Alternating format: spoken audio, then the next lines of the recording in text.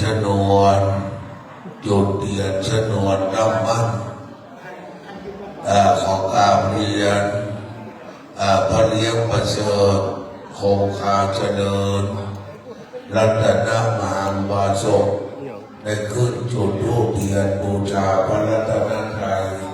ของการเรียนพระเลี้ยงประเสริฐคงคาเจริญจุดเทียนบูชาพระรัตนตรัยนะครับพวกเราประนมมือประธานคือบุญประเสริฐจุดเทียนเล่มที่หนึ่งบูชาพระธรรมแห่งพระพุทธเจ้าเล่มที่สองบูชาพระวินัยแห่งพระพุทธเจ้าธูปสามดอกบูชาพระบริสุทธิคุณพระปัญญาคุณพระมหากรุณาธิคุณกราบไปก่อนก็ดกเทียนชนวนก่อนดับเทียนชนวนไปก่อนพอเลี้ยงประเสริฐมานั่งที่เดิมบัดนี้เราจะไหว้ยังพระโอษฐ์พระบาทพระธาตุพระธรรมพุทธปิมปาจารูปเจ้าเก่าใหม่ใหญ่น้อยอันทปนาตั้งไว้ยังทิศทั้งสี่อุตระหนเหนือวัดนารามน้ำบ่อหลวงบุพพหนวันออกวัดกิวแลหลวงกิวแลน้อยวัดธรรมใจบ้านเนิงทิศตะวันตกทักษิณโหนใต้คือวัดชิมพีต้นงิ้วและทิศตะวันตกคือดอยสัมพันยูอำเภอแม่วางตรงกลางคือวัดรองคุ้มเบียงเมทางนันทรวิเศษณบัดนี้กราบหนึ่งกราบสองกราบสามได้กล่าวกับปูชาไฟไหว้พระตามแบบเบ้าโบราณล้านนาเชียงใหม่แม่ตาจ้างหางดงสันปะตองเวียงแม่ร้องคุ้มพร้อมกันเนอเอเมนาสังกาเลนาพุทธังอภิปูชยามาเอเมนาสังกาเลนาธรรมังอภิปูชยามาเอเมนาสังกาเลนะสังฆังอภิปูชยามาอะระหังสัมมาสัมพุทโธภะคะวาพุทธังภะคะวันตังอภิวา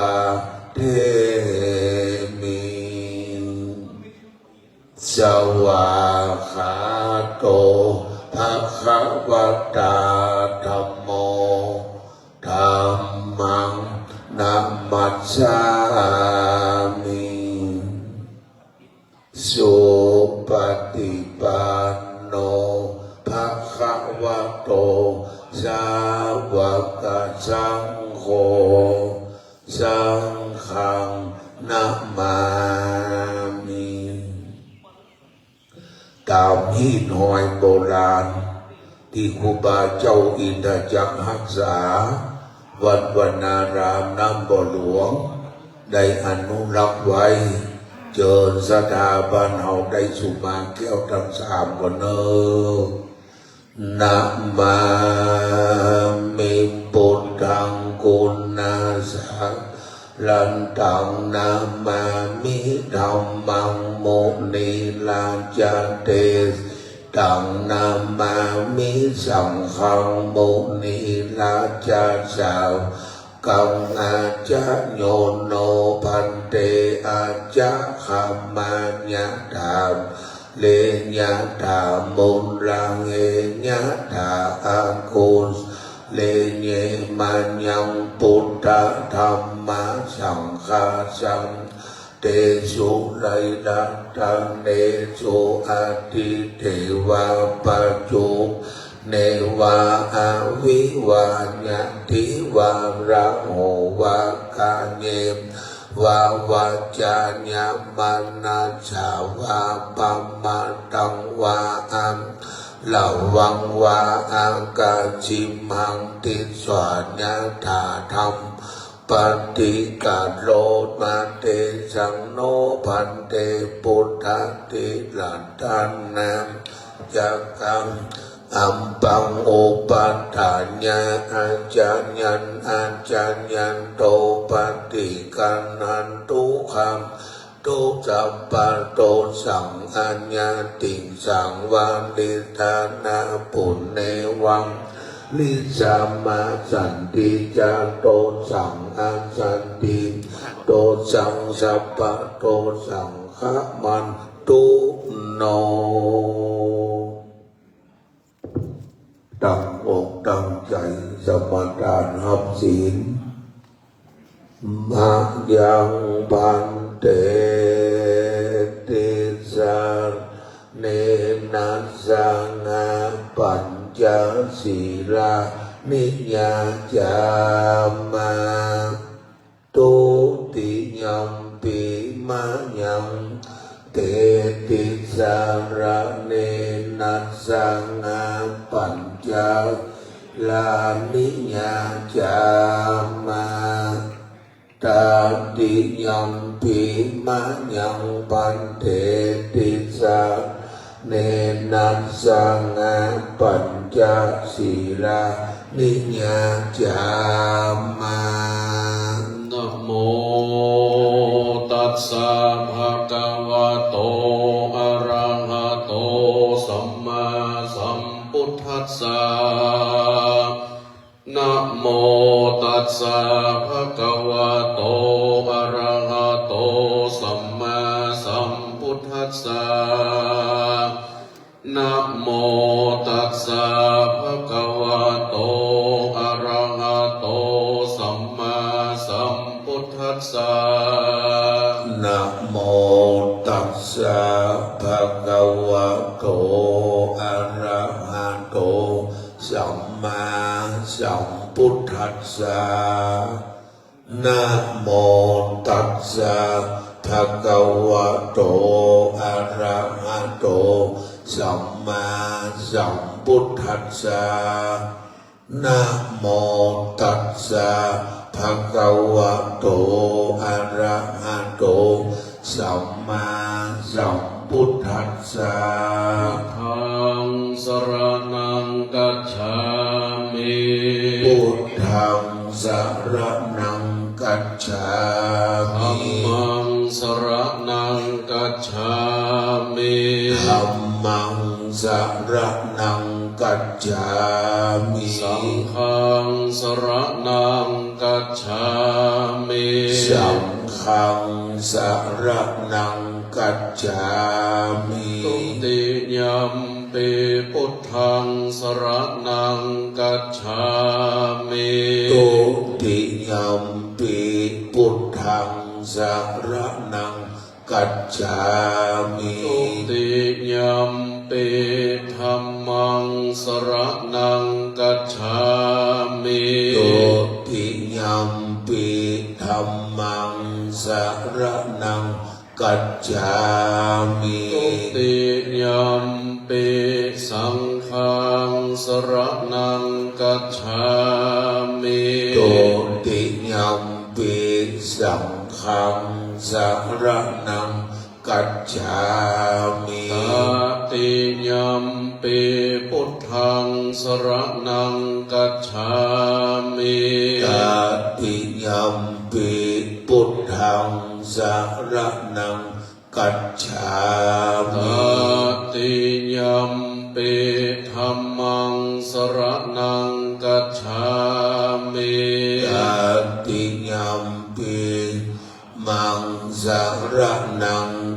ฉามิ ตติยัมปิสังฆังสรณังกัจฉามิ ตติยัมปิสังฆังสรณังกัจฉามิ ปานาติปาตาเวรมณีสิกขาปะตังสมาธิยามิ ปานาติปาตาเวรมณีสิกขาปะทังสมาธิยามิ อาตินนาตานาเวรมณีสิกขาปะตังสมาธิยามิ อาตินนาตานาเวรมณีสิกขาปะทัง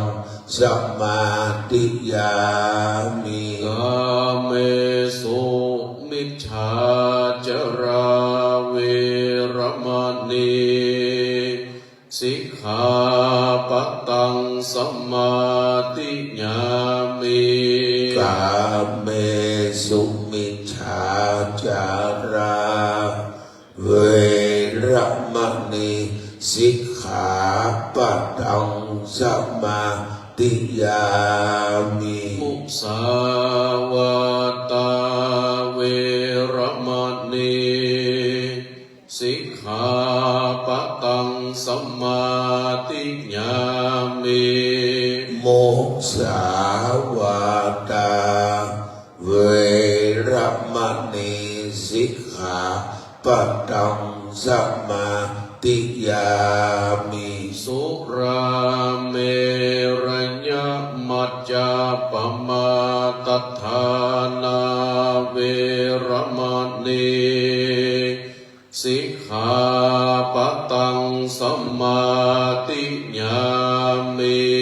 สุราเมรยมัจจปมาตฐานาเวรมณีสิกขาปะทังสมาธิยามิ อิมานิปัญจสิกขาปตานิสีเลนะสุขติยันติสีเลนะโภคสัมปตาสีเลนะนิโพธิยันติตัสมาสีลังวิโสทะเย สาธุสาธุสาธุ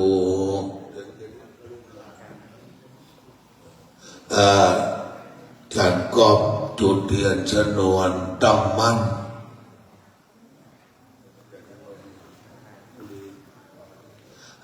ต่อไปจะจุดเครื่องทองน้อยเทียนหนึ่งเล่มทูปหนึ่งดอกหน้าสาลูกหูเหมือนกุภามอนเจ้าบุญปันธรรมประโยและอธิธาตของกุบาเรียนเชิญอาจารย์ชานนท์บุรีได้ตามเทียนเครื่องทองน้อยพวกเราประนมมือ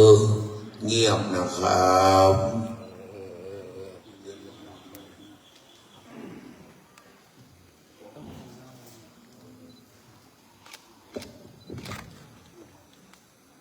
เพื่อบอกกล่าวแก่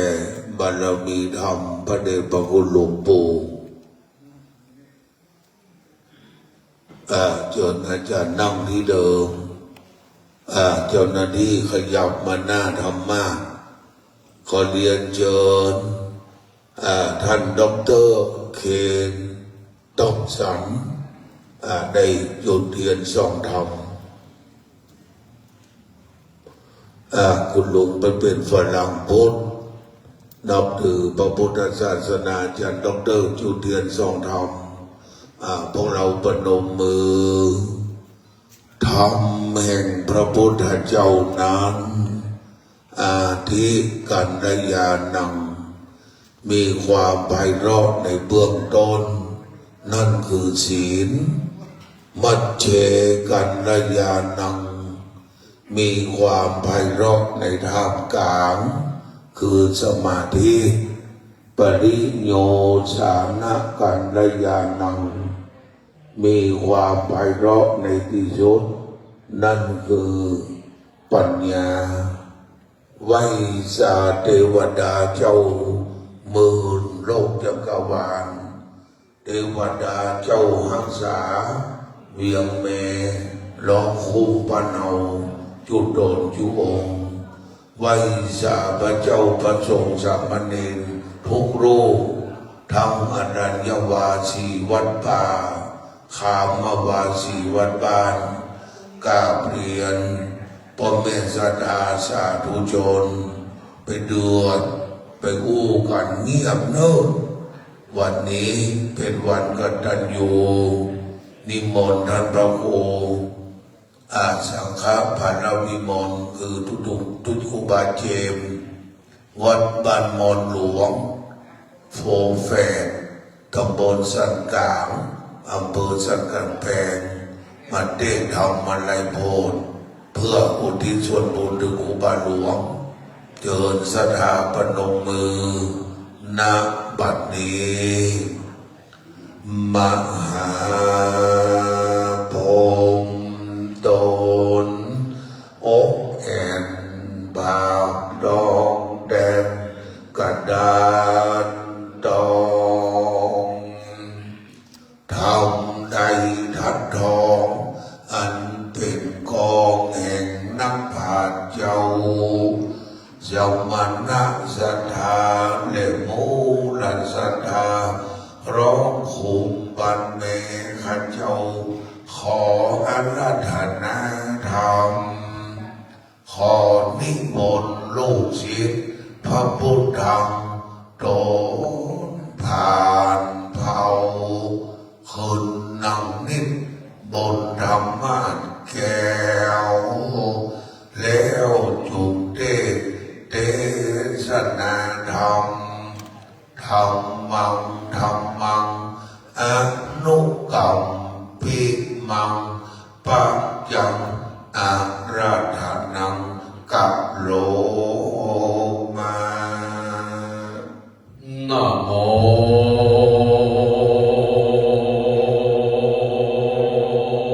ตัสสะภะคะวะโตอะระหะโตสัมมาสัมพุทธัสสะ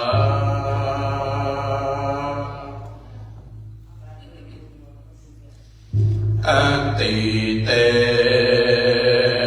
กิลปัตติธานาโพเตตัมปะปะนานิทิเปลังกาทิปัสสังฆาเตสมิทธิญาเนนะปะปะโตมาลยโยนัมมาเทโลกัมโพจักกัมมังอุปาณิสัญญาโลหะจันนาปัสสะเตปวัตติวัสสะเตเตสัทธาโพดุลาสัมโพลิสัตตังหลายอันว่ากัมปีมันไหลอันนี้อาจารย์เจ้าหากโยออกงานเตสัตนาไว้เบื้องเพิ่มเป็นติไว้แต่สักการะปุจจาแก่คนและเทวดาต้องหลายเบื้องหึงให้ยอมอนตัดลายต้องไปในและไปนอกตุกขอพันตาสีแม่ต้องมนเปิกจะโผไว้ไปแน่ดอง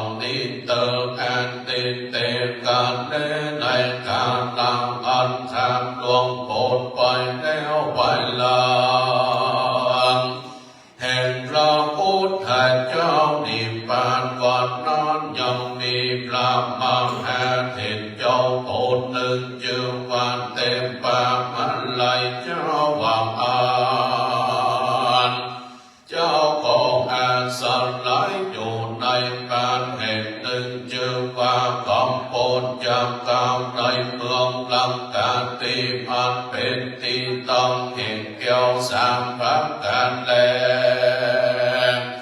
พระมหาเถรเจ้าตนนั้นมีอิทธิฤทธิอานุภาพเป็นดังมังหาโมกันนานเห็นเจ้าแต่ดินเลยังมีในวันหนึ่งพระมังหาเถรเจ้าก็อาศัยยังความกันลุนาแก่สัตว์ตั้งหลายอันตันลงตุงข้าเวตันนาเตดังเจ้าก็มีใจบางใครโผล่เธอปนจากตนในอังไปเจ้าก่อนสัตว์เด็ดพันไทยไปสู่สำนักที่อยู่แห่งแหล่งแยกโยมบรรดาทันแลติดสวาพระญาโยมบรรดาทันแล้วยังเจ้าตนแก้วเต็มปากมันใดก็จริงจับถามว่าพันเตข้าแต่เจ้าโกเจ้าลงจากที่ใดแม้นั้นจะดังหาเมื่อนั้นพระมหาเถรเจ้าก็กล่าวว่าเรานินามลูกแต่จงโปรดติโปรดแม้เราผ่านพันนามังใครโปรดยังสันตัวต้องตรงโตในอังไปแต่นาที่นั่นพระญาโยมมันนาก็จริงทางยังพระมังหาเถรเจ้าว่าคนตั้งหลายในจงโปรดที่โปรดเขายังการตามกรรมอันเป็นโปรดเลือรู้ว่าการทำกรรมอันเป็นบาปนั้นจะพระมังหาเถรเจ้าจริงบอกเราโดยในอย่างใดประการต่างๆอันแลในกาลนั้นพระญาโยมมันดากองขอโอกาสลาทันนะพระมังหาเถรเจ้าเธอไปโปรดยังสัตว์ตั้งหลายอันตกอยู่ในอังไปตีนังหันแลพระมังหาเถรเจ้าก็สั่งอำลายังพระญาโยมมันดาแล้วก็สั่งเด็ดไปสู่นาโลกตั้งหลายตั้งแต่นาเวตันลันนีนาโลกเป็นต้นและนาโลกใหญ่เป็นโมคือสันจีวานาโลกหนึ่งสังขันตานาโลกหนึ่งโอนสุนตานาโลกหนึ่งโลโลวานาโลกหนึ่งบังหาโลโลวานาโลกหนึ่งตาปันนาโลกหนึ่งบังหาตาปันนาโลกหนึ่งบังหาอัปเปกีนาโลกหนึ่งนาโลกอันเป็นบาลีบานนอกนานต้องอ่านจำสังขยานับได้แต่ยังมีนาโลกหมดหนึ่งจึงบานโลหะกุงที่นาโลกอันเต็มไปด้วยอาโยมตั้งบนตั้งนำเน่านำตกต่างมีตัวนอนใหญ่เท่าลำตาลหากลอยอยู่ไปมาหันแลอ่านว่าเวตระดีนาโลกนั้นหากมีน้ำอ่อนเย็นกัดยิ่งนำนาและเห็นโลอันว่าพระมังหาเต็มปากมันไหลเทและยาวก็ไปดูอย่างสัตว์ตั้งหลายอันตันลงตกเขาเวตันนาลำบากโดยอาการต่างๆตามกรรมเป็นอันเขาหากได้กลับตามมานั้นแลกันเขาเด้งหันแล้วยังพระโอดแก้วเต็มปากมาในดังอันเขาก่อนร้องสั่งยังพระมังหาเถรเจ้าว่าขอเธอนำเอาข่าวสารไปบอกแก่เจ้าน้องจงโปเกิดญาติกาวงศาพี่น้องตั้งหลายเธอเขากระทำบุญเธอการโอนติ ติสามังหาเขาจุตัวสัตว์หันแน่แล้วก็กล่าวยังก็มีปากอันเขาได้การตำแม่นั้นเหือมะหาทินเจ้าได้โลยุกละการอันแลอาก็สอนนาโลกต้องไหลบางพองก่อนจมลงไปปืนมอบางพองก่อนลอยอยู่ตามแคบมอก่อนด้วยกำอันขาวได้เป็นใหญ่ได้คงเห็นเต็งเต็งก่อนชอบทำได้ตัดติดสินมือได้ยุดเหล่าเฮาไม่ได้สั่งกับนับด่าตันผู้บ่มีความผิดได้โลภรับเอาเข้าของแห่งตานมาเป็นของตนนั่นแหละศาสนาโลกหลังห้องก็จรเดินไปเนื้อแผ่นเล็กอันลูกเป็นเปียวมีแม่แลเห็นตาตั้งลายหากไล่สอบไล่ตอดไปมาดังห้องก่อนแล่นขึ้นต้นไม้นิ้วต้นตองตั้งลายเมื่อแล่นขึ้นน้ำก่อนสองไปลงเมื่อลงน้ำก่อนสองไปขึ้นหันแลจากนั้นลงต้องไหลก่อนสักแต่งอยู่บ่ขาดหันแลก่อนโดยวิบากอันเขาได้ติเตียนเจ้าสักลงสมณพราหมณ์และผู้เฒ่าผู้แก่ผู้มีศีลศีลแปดได้โลกอามเอาโดยตาจังตาย่อยได้จุไลสนสองตันผิดกันได้กินเหล้าน้ำเมาต่างอันแล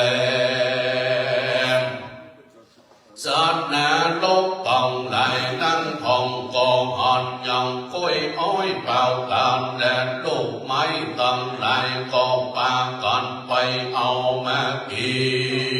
นก็บังเกิดกลายเป็นไฟไหม้ใส่ไม้ปุ่งอยู่ก็มีแลก็ด้วยกรรมอันขาวได้ไปเอาลูกไม้ในห่วงวัดวาอารามมากินบ่อนได้ขอกับพิมโคสังฆานั้นแลศาสนาโลกต้องหลายบางห้องมีตัวหาหัวบ่อนได้บางห้องมีหัวหาแข้งขาบ่อนได้บางห้องมีหัวเป็นหัวสัตว์การลิสานมีตัวเป็นตัวคนไหลสับไหลตอดกันไปแม่บอกขาดสายอันแลบางห้องก็มีแต่สัตว์นั่งดูก็มีแลก่อนด้วยวิบากอันเขาได้ขาดสัตว์การชีวิตได้เอาไก่ลบกันจนกันหันแลบางห้องอย่าโยมพิมบานเอาเชือกเหล็กแดงมาผูกมัดไว้แล้วเอาเป็ดเล็กมาก็หิมปากจับลากคือเต้าไปมาแลบางห้องอย่าโยมพิมบานก็เอาน้ำเล็กน้ำตองแดงหล่อเข้าปากคือไหลออกการไปต่ำบางห้องอย่าโยมพิมบาน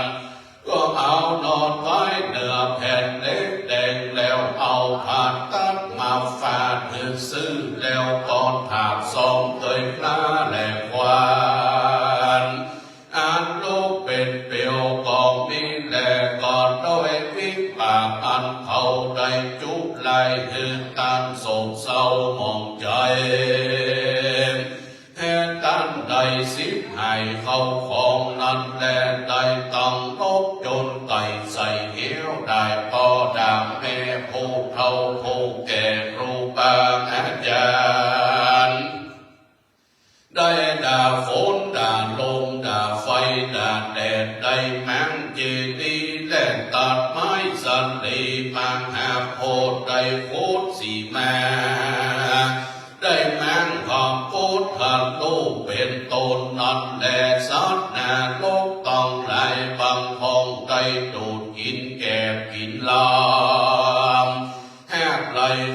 ปากเข้าคอบอกขาดแลบางท้องจะโยมผีปานตังไหลก็ตัดติ่งสินมือควักหูควักตาปากลิ้นเสียบแล้วเหินเต้าไปมาก็มีแลบางท้องดูดกินน้ำเน่าน้ำนองแห่งกันแลบางท้องมีโดยสองลูกเล่นมาดีมาเต้นมีเสียงดังเหมือนดังฟ้าผ่านั้นก็มีตนอันปุดอันย่อยเป็นข้าจวนไปก็มีแลสัตว์นาดกต้องไหลได้ตอนลงตกข่าวเวทนาลำบากโดยประการต่างๆนานาอาจก็อาจจะใครจะเล่นเสียงใดก่อนโดยวิปากกรรมมันเขาทำไหนได้ก็ต้องแม่เน้นแน่อันแลเป็นต้นว่าได้เอาเขาลีมาสุนเขาดีใครเธอการได้สนสอกกำบอกดีเป็นใส่กำก็ใหญ่ก็เป็นเอาได้ปองเงินปองคำจุบไหลไข่กินได้ผมน้ำไหลไข่น้ำหมากได้เสียหมดนะอาจจมในขวงแก้วทั้งสามได้ตัดก้าเข้าของแห่งตามเถิดน้อยเบาบางบ่สมกับวัดโพนั้นแลได้โลภเอาโดยตาจังตาย้อยได้เอาจืนใส่ในจำเมื่อจำของเถิดตามได้ตอกมาไว้ตั้งไปเมื่อตัวจำเอาได้ตอกมาไว้ตั้งเก่าแต่ได้พองเขาบอกบอกร้อยบอกปานได้เล่นจู้สู่ผัวเมียแห่งตันได้เธอมิตรสาติที่เอาผีปู่ย่าเป็นใหญ่ได้ฆ่าสัตว์มาเลี้ยงผีและไข่กินได้หมัดมือเลี้ยงเขาเอาควันได้ปวดในสาสานาแต้วบนอยู่ตามกองสิกขาบทแห่งพระพุทธเจ้าได้กินเหล้าเข้าไปนั่งฟังธรรมได้ขี่สีวิกายยัวญาณจากแม่สุขเกิบแลบ้านเข้าไปในขวงวัดวาอันลามด้วยใส่ใจพระมาต่อแก้วตั้งสามรักการนั้นแลเนละยิกาอันวาสนาโลกตั้งหลายโฟงนั้นกันเขาได้หานอย่างพระตนแก้วเต็มปากมันได้ก็กล่าวว่าพันเตข้าไปเจ้าตนมีบุญผูกขาตั้งหลายก็ขอเจ้าโกได้เอาข่าวสารมาบอกแก่เจ้าน้องจงโปอันเป็นญาติกาวงศาปิน้องเฮเขาลีกระตาบนให้ตารักษาศีลเมตตาภาวนาคบยำโพเท่าแก่พ่อแม่ครูบาอาจารย์เธอมีศีลห้าศีลแปดไว้กันตนกันเพิ่มกันโอโปสัทธาศีลมันดอดก็ละตอดเราบาดยาวเลือนได้ไปจำยังอัตถาศีลาตั้งแต่เด่นสันดับนำฟังธรรมมันเตสนาไปใจใจเถิดในต่างนาเดือนยี่ปีใหม่เถิดได้ไปสลับสลงยังกลางแก้วเจ้าตั้งสามรักการและรูปอาจารย์เธอได้กวาดเที่ยวยังขวงแก้วอารามกุฏิวิหารขวงลานหาดไม่สักดีมากหาโพธิ์แดงเงินคนใส่วัดวาอันลามและได้สร้างขัวเป็นตาลปลูกไม้มันมีลมมีเงาฟุดน้ำบ่อสร้างหนตาเป็นตาเข้าน้ำบัดใจเป็นตาแล้วโอนที่สร้างส่วนโบนมัน ขาต้องหลายเธอได้พ้นติดยาเธอได้ภาคจากโยมผิบานส่วนบุญตามจากญาติพี่น้องเธอได้นำไปสู่เต็นต้องเมืองสักวันแดนเตอเทโลอันบาปามักหาเห็นเจ้าเต็มบาปมาลายก็ขาดรับเอายังคำสั่งแห่งสัตว์นาโลกต้องหลายสัตว์นาโลกตัวใดอันสักป่วยมีปากจำไรเสียงต่างอานรามังหาเทนเจ้าก็โผดเอาเหินได้เถิงสูงและบดดอกเปลวไฟนาโลกเสียแล้วก็เอาสัตว์นาโลกออกเถิงปนจากตีนอนจุดตัวสัตว์ก็มีแลเว้นไว้แต่คงสัตว์ที่ได้ปลัดตำเป็นหาพักการยังจับได้ทาปลัดยอมฟ้าจอมลาดไม่ตายอาจจับมาเป็นครั้งไปแน่ก่อนจะจันแลปันบาปหลักมักหาเหตุเจ้าไปโพดยังสัตว์นาโลกต้องลาย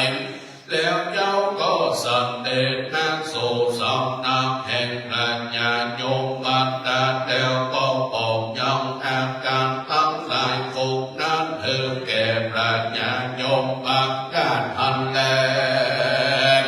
ในการนั้นปราชญาโยมบัดดาก็สั่งยังพระมักหาเห็นเจ้าเธอเมื่อบอกแก่เจ้าโลกจงโปว่าจงให้คนต้องหลายกันต้องตนให้ตามรักษาศีลเมตตาภาวนาไปใจอย่าขาดยังเขาพิมนิพพานเป็นทานอย่าได้กลับตามกรรมตามกาอย่าได้มันแค่ติดสัตว์อย่าได้ลักเอาของแห่งตันอย่าได้เล่นจู้จากหัวเมียตานอย่าได้ยุบลายอย่าได้เสพสุราอย่าได้ด่าพ่อตีแม่อย่าได้ด่าจีตีภาพอย่าได้ฆ่าหนองอรหันตามอย่าได้กลับตำให้เลือดตีนพระเจ้าออกอย่าได้แมงสาถูกลูกพระเจ้าและเจดีย์อย่าได้กัดตำได้แก่ผิดคนนี้กับบอกมีอย่าได้กล่าวโอจงเดินจำเลินยังกันหาเทวันโตตังหาแล้วอยากจะขอรีบมนต์มาบอกแก่เจ้าน้องจงปูแดนเติมเทโลเมื่อนอนมังหาเต็มปากมันลอยการได้ยินยังคำสั่งแห่งปราชญาโยมมันนาแล้วก็สั่งอำลายังปราชญาโยมมันนาสันเดชพันธายมาลอดหลอดนิ้วมือเดียวก็มีมันแต่กันเพิ่มแล้วเจ้าก่อนเดียวจงคงเกี้ยวอยู่ตามสบายแห่งตนวันนั้นแล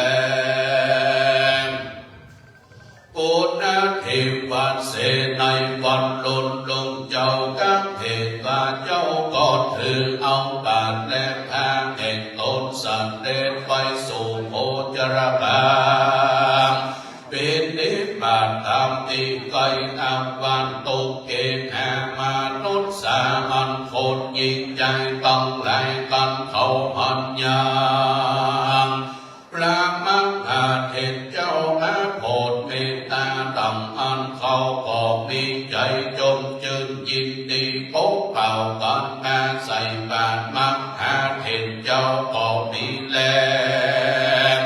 การว่าเจ้ารับตามเขาพินดีบาทแล้วเจ้าก่อนเรายังคำสั่งแห่งสัตว์นาโลกแก่คนทั้งหลายให้เขาได้รู้จูประการว่าดูลาหมู่เฮาต้องหลายเคยจงปากันมาฟังคำสัตตาอ่านไปพบอยู่ในนาโลกต้องยิ่งใจน้อยใหญ่บรกี่ร้อยกี่พันกี่หมื่นกี่แสนยังมีมากเหลือแต่เขายิ่งแผ่กำมังหาเถิงวงศา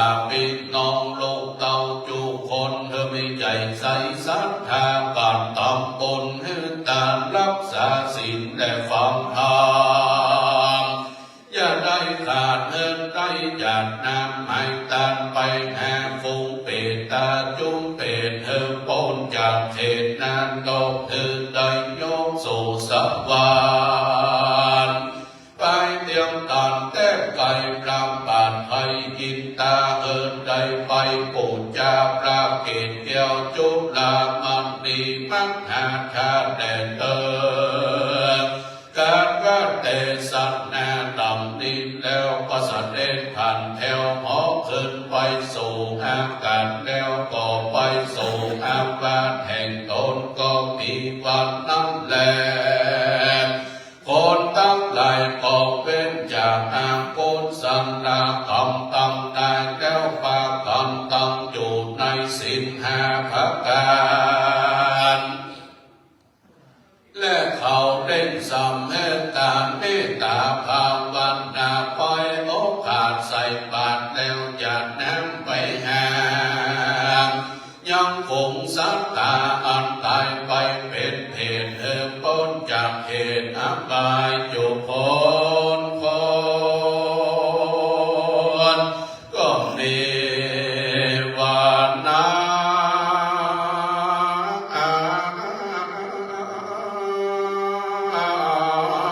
และนาเตถิตังขิญาสังวันนาวิเศษเก่าแก่ไขยามมักหาเต็มปักมานไหลก็ปังโกมโสมเลสเดสาธุสาธุสาธุบัดนี้การแสดงธรรมมาในโพธิโลกก็เป็นที่เรียบร้อยได้ทำอัดได้ทำรถจากครูบาวัดบ้านมอนหลวงมหาบัณฑิตปิญญาโทว่าที่ด็อกเตอร์ต่อไปกับผมขอเรียนเชิญท่านนายกรัตนาพรกัญญาราชหรือแม่กำนันแดงนายกเทศมนตรีตำบลบ้านแม่ได้ประเคนจตุปัจจัยทายธรรมกันเทศเชิญท่านนายกครับผมพ่อแม่ศรัทธาปนมมือมีส่วนร่วมด้วยกันสาธุสาธุสาธุเยินท่านนายกมานั่งที่รับรองหน้าก็เลี้ยงประเสริฐจะไม่เลี้ยงก็ทยาถาก็กวดน้ำมือแก่หลวงปู่เนอณบัดนี้เจ้ายะถาวาริวหาปุราปาริปุเรนติสาภรังเอวะเมวะอิโตตินังเปตานังอุปกัปปติอิชิตังปฏิตังตุมหังกิปะเมวัสมิจันตุสเปปุเรนตุสังกปาจันโทปนรโสยถามณิโชติรโสยถาอายัญจโคตกินาตินาสังคัมหิสุปฏิทิตาติปรตังอิตาญสาธานาโสปกัปปติโสยติธัมโมจายังนิทัสสิโตเปตนะปุจาจักตาอุราลาพรัญจาภิโภนามโนปัฏฐินังตุมเหหิปุญญังปสุตังอนัปปกันติสัพพิติโยวิวัชโตสัพพโรโกวินาสตุมาเตภวัตวันรโยสุขีติขายุโกภวะอภิวาทนาสีลิสะนิจังวุธาปจายโนจัตตารโอธรรมาวัฏันติอายุวันโนสุขังปะลังสาธุสาธุสาธุขโยม4 คนนักเรียนบ้านเปียงช่วยยกขวดสั่งท่านพระครูไปส่งรถท่านพระครูจะได้ไปงาน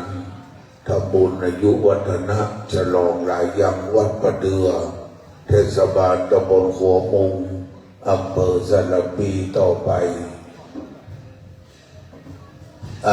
วันอีสาพระเดชพระคุณหลวงพ่อ ท่านพระครูสิริสุตาภิมลด็อกเตอร์หรือพระมหาสุภชัยสุทธิยาโน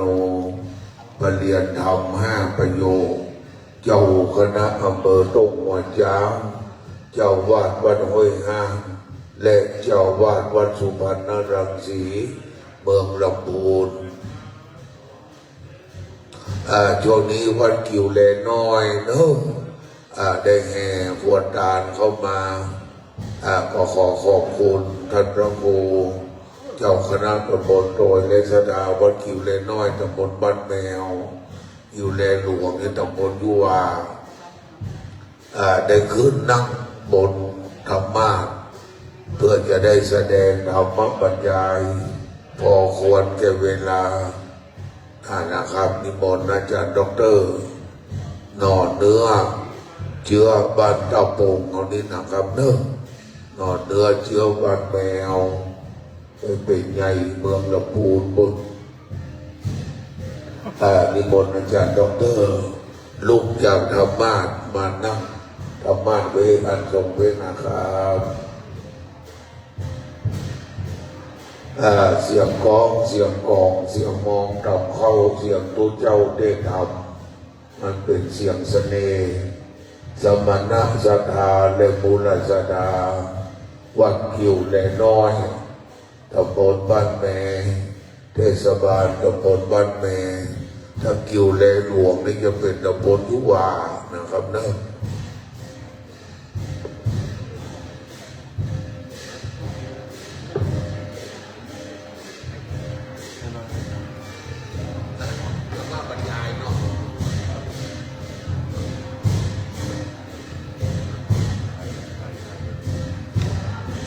เมื่อฟ้อนเมื่อลำเรียบร้อยแล้วก็หยุดกองเนอะ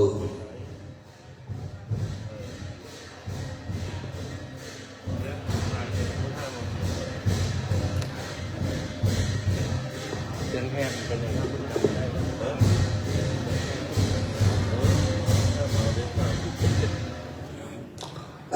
ขอบคุณสมณะศรัทธาและบุญศรัทธาวัดกิ่วแลน้อยเอาพ่อแม่ศรัทธาพนมมือพระเดชพระคุณหลวงพ่อพระเจ้าพระครูสิริสุตาภิมลด็อกเตอร์หรือนามเดิมพระมหาสุภชัยสุทธิยาโนปรริยนธรรม5 ประโยคเจ้าคณะอำเภอทุ่งหัวช้างเจ้าวาดวัดสุพรรณรังสีเมืองลำพูนนอนเนื้อเจียวบ้านตะปงตำบลบ้านแมและเป็นศิษย์กตัญญูของครูบามนเจ้าปุณปันครั้งเมื่อเป็นสามเณรจะเมตตาแสดงธรรมแต่ธรรมบรรยายพัฒนาคุณงามความดีของพระเดชพระคุณหลวงปู่พุทธดากิ่วแลน้อยตานี่ก่อนเพราะท่านพระครูกิ่วแลน้อยเป็นเจ้าคณะตำบลบ้านแมเขต1พระปลัดสิทธิอาจารย์ปุ้ยเป็นเจ้าคณะตำบลบ้านแมเขต2ของปอนนี่ก่อน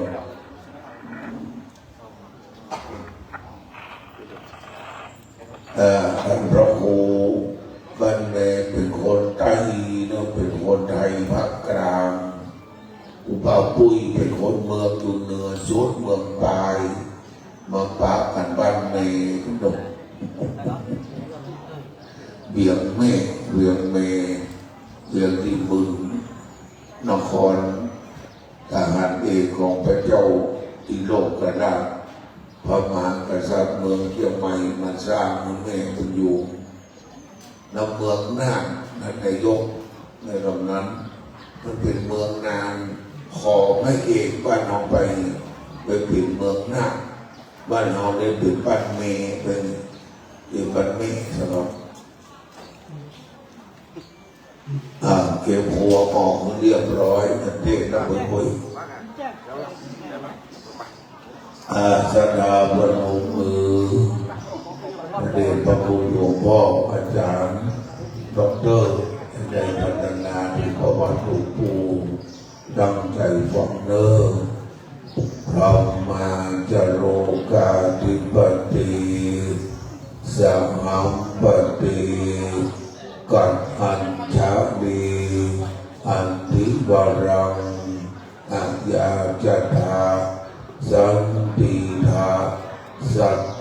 ปรจคชาติกาเทเส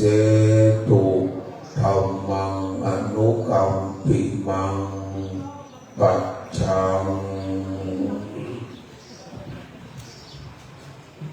นะโมตัสสะภะคะวะโตอะระหะโตสัมมาสัมพุทธัสสะนะโมตัสสะภะคะวะโตอะระหะโต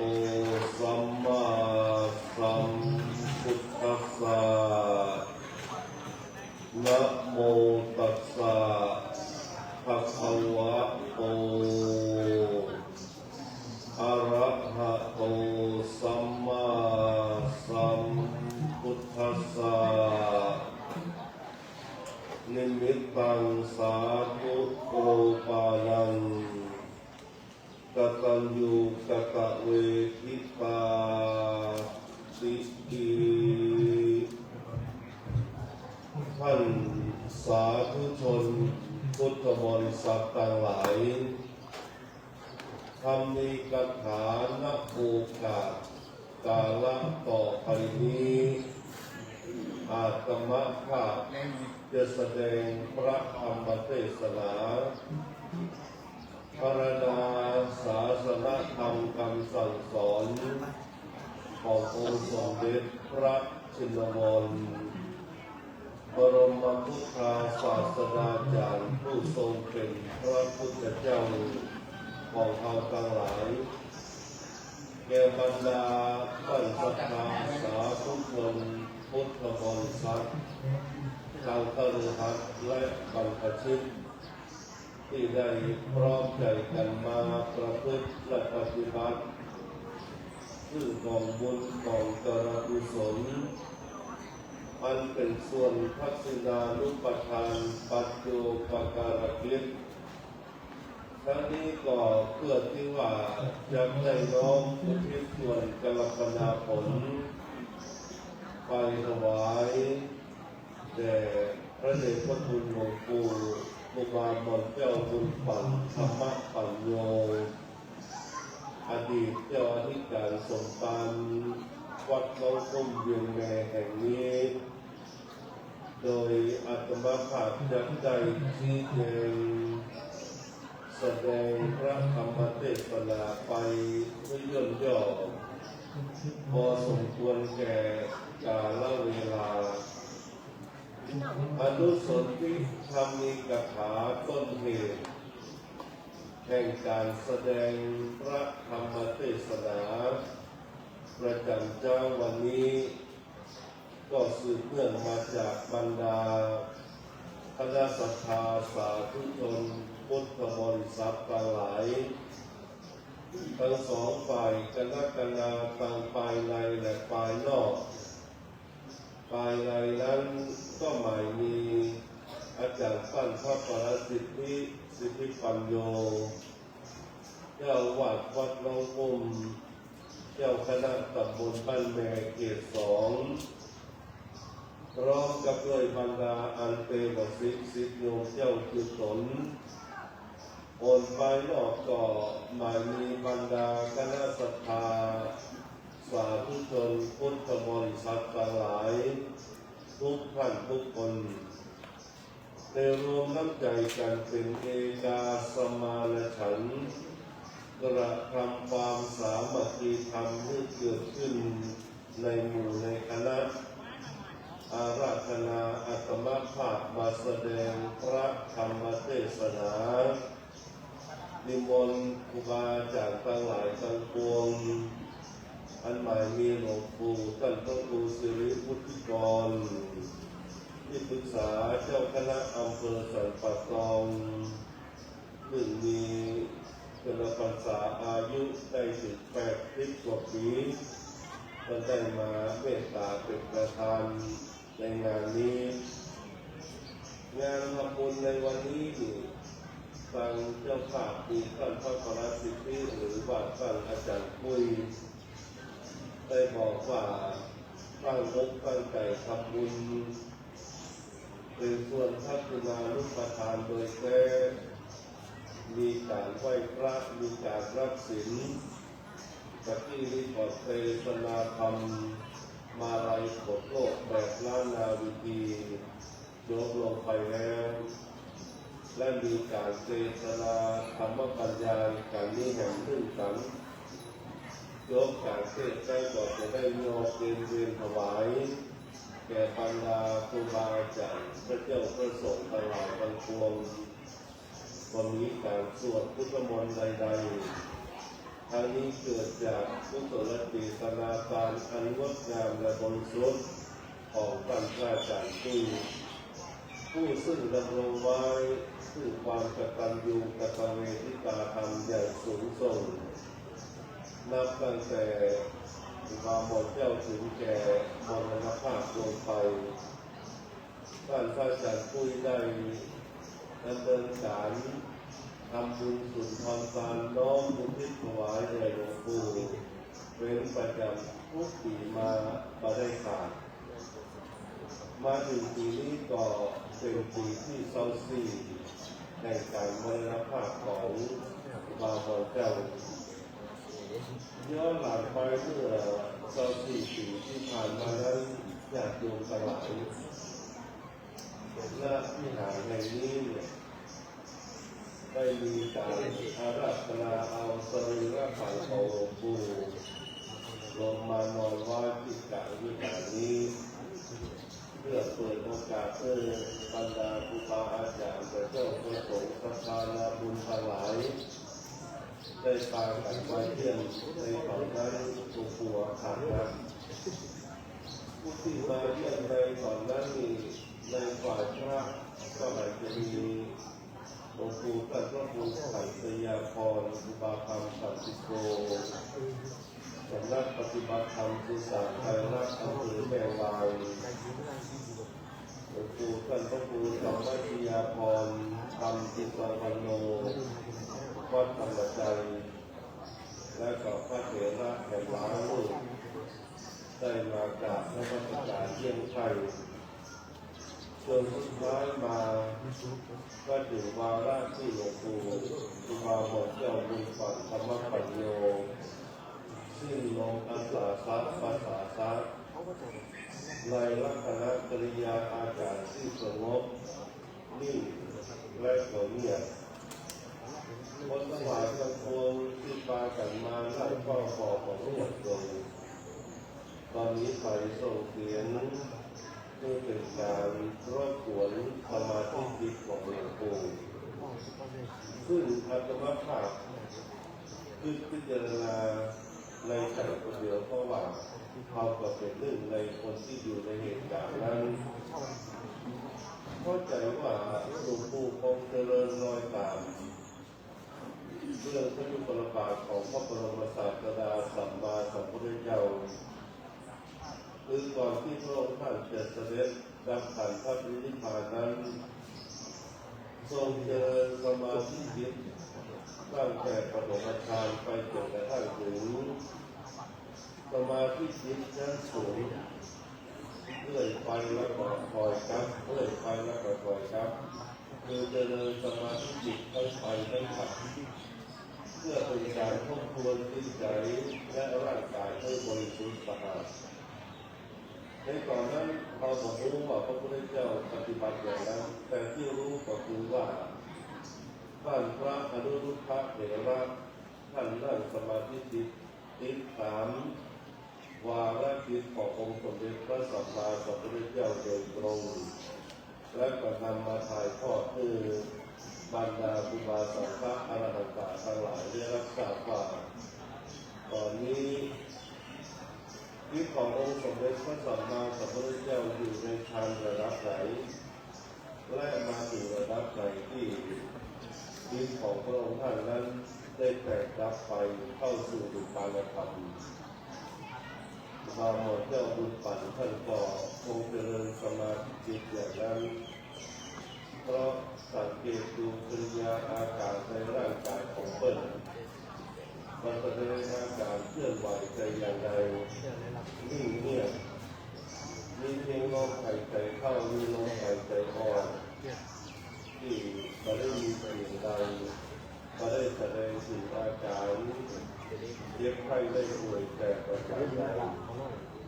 นี่คือการวางสมาธิของบรรดาพระมหาเถระผู้เจริญในธรรมอย่างสูงส่งและก็เป็นผู้พลดหลงในกองของสังฆธรรมทั้งหลายทั้งปวงได้เป็นอย่างดีเมื่อครูบาอาจารย์มรณภาพลงไปแล้วข่าวก็ลือจะปรากฏไปตามสื่อมวลชนในยุคนั้นสมัยนั้นอาจจะมีหนังสือพิมพ์มีวิทยุแล้วก็ปากต่อปากไปได้ตั้งศพบำเพ็ญของบุญของเจริญกุศลไว้เป็นเวลาพอสมควรจึงดำเนินการขอพระราชทานเพลิงศพซึ่งก็เป็นเรื่องที่แปลกในบรรดาญาติโยมการขอพระราชทานเพลิงศพนั้นตามกำหนดข้อระเบียบของการสำนักพระพุทธที่เพิ่มตั้งกำหนดไว้ว่าบรรดาพระเจ้าพระสงฆ์ที่เป็นพระปริธรรมเจ้าประโยชน์เป็นพระครูประมวลสมณศักดิ์เป็นพระครูสัญญาบัตรเมื่อมรณภาพแล้วก็ได้รับพระทานน้ำหลวงพ่อครบและพระทานติดเชิญเป็นที่เพิ่งหลวงเชิญมาในการพระราชทานเพลิงศพนั้นและที่นี้ถ้าหากว่าเป็นยาบ้านก็เอาบางอย่างชาวบ้านที่ได้รับพระราชทานเครื่องราชอิสริยาภรณ์ยันเป็นสมาภรณ์มงกุฎเป็นสมาภรณ์เจ้าเกิดอย่างนี้ขึ้นไปมีที่ขอรับพระราชทานเพลิงได้ถ้าว่าหลวงปู่ครูบาเขานั้นท่านปฏิเสธในสมณะรัฐอาตมาเคยมาจากเรียนถามเพื่อนว่าที่ลุงพระเจ้าจะขออนุญาตทำประวัติขอพระราชทานสมณศักดิ์ที่ลุงได้เป็นพระครูเพื่อจะถามว่าปัญหาพระครูเนี่ยแก่ก่อนประกาศเรียนว่าแก่ก่อนพระครูตายก่อนตายก่อนเพราะฉะนั้นครูก่อนจะแก่จะตายแล้วเป็นพระครูก่อนตายวัดเป็นก่อนตายเอาปกติธรรมดาเลยเกิดท่านทุกคนขอที่หลวงพ่อก็คือธรรมจิยาพรมาอู้ขอที่หลวงพ่อก็คือไถ่จิยาพรมาอู้เปิดต่อคงปฏิเสธแต่เชื่อว่าหลวงปู่เปิดมีปัญหาที่เรียกว่าเพราะว่าปัญหาความไม่อยากมีไม่อยากมีไหนก็ได้ที่ว่าบ้างแปลว่าคือตรงปริมาณของต้นเป็นอย่างนั้นต้นเป็นนักเรียนด้วยกายวาจาจึงไม่มีสมณศักดิ์ใดแปลว่าในพระราชบัญญัติรัฐธรรมนูญของพระราชบัญญัติสองเรื่องและประกาศของกรมการศาสนาพระพุทธศาสนาของเราเรียนของยศให้ว่าพระภิกษุณีใดไม่ได้รับสำเร็จถึงจะว่ามันต้องบอกรักษาที่มาแล้วนั่งบันไดประมาณแล้วก็มาแบบที่นั่นจอนี่สุดโลกนั้นหลวงปู่ก็โดยลงมือสำนักรักเกิดที่พระอธิการบุญฝังธรรมปัญโยว่ามีฤทธิ์เป็นการขอได้ทานเป็นโตด้วยปัจจัยใดๆแต่อยากเรียนมุ่งระดับตลาดน้องครูไปกับนั้นอย่างของอาจจะคือที่ไหนบางใดก็มีคุณค่ามีราคาคนเราบอกว่าจะอยู่ที่ไหนก็ไม่ประกาศหากมีที่สนธรรมหรือที่สนจริยาสัมมาปฏิบัติอันเป็นที่รับรองและนับถือของคนทั้งหลายโดยทั่วไปคนไม่ย่อมรู้ทุกอย่างจึงมีคำว่าพิเศษท่านอาจารย์พูดต่อแต่เริ่มต่อได้ทางประกอบเป็นกรณีพิเศษในโรงงานยังไม่ได้โรงงานที่เป็นส่วนผู้ว่าราชการจังหวัดโรงงานยังไม่ได้จังหวัดโรงงานเป็นข้อเพื่อความทราบถึงเรื่องพระบาททรงพระกรุณาโปรดเกล้าโปรดกระหม่อม พระยาทานเคยบอกการบุญของธรรมปัญโยเป็นกรณีพิเศษงานครั้งนั้นท่านก็จะคือตั้งใจทำงานตั้งใจทำงานตั้งแต่การแต่งงานสัมพันธ์ดีขึ้นออกแบบและก่อร่างตั้งแต่ที่เป็นแบบยาที่ล้านนาที่มากกว่าคือโลกการที่กับการโลกการอย่างโลกการสมัยนี้มีวันที่จะมีแบบมีแต่ของเพิ่มจะเรียกง่ายๆแต่โลกพัดในสมัยนั้นเนี่ยที่แต่งการสรีระการของหลวงปู่บางคนยอดเป็นฝั่งนั้นประดับประดาไปด้วยยุคที่ที่งดงามแบบล้านนาที่จะมาขับเปิ้ลใหญ่ที่จะลองจับไปดูดีบนทุกอย่างก็หมดไปจากแล้วสมัยกำลังตัดเรียนที่โรงเรียนเนี่ยอยากดูตลาดเมื่อก่อนนั้นเวลาที่บางราชการสร้างโรงเรียนขึ้นมาเขามักจะดูที่สุดของโรงเรียนแล้วมาต่อจากเข้าไปถึงที่ราชการแปลว่าท่านหนึ่งจะมาได้ฟังครูบาคนเหล่านี้ทำให้เราฝันว่าการราชการมาขอที่พ่อที่ได้รู้เกี่ยวกับเพื่อสร้างเป็นโรงเรียนที่ถูกต้องหมายความว่าเราต้องเอามาที่ว่าโรงเรียนต้องเอาผู้ถูกกว่าแล้วก็บางทีบอกว่าถ้าถึงเซฟที่ของผมที่นั้นมาขอที่จะขอบคุณเป็นเด็กชายที่เป็นการสร้างโรงเรียนของแม่โรงเรียนเมื่อแรกสร้างจริงที่ว่าโรงเรียนว่าเขาดูฝันที่ยาวอันนี้ก่อนคนตลาดอาจารย์ครับพอดีลงไปลงมาแล้วจะที่โรงเรียนก็โรงเรียนไปที่ว่าสนใจที่นั้นในการท่านที่ในการที่ประชาชนต้องคนฟังกันก็ต้องฟังร้านหลายร้านแต่ก็มาเป็นเส้นที่พอดีนั้นรถราดีกว่าเขาจะมาดูที่จอด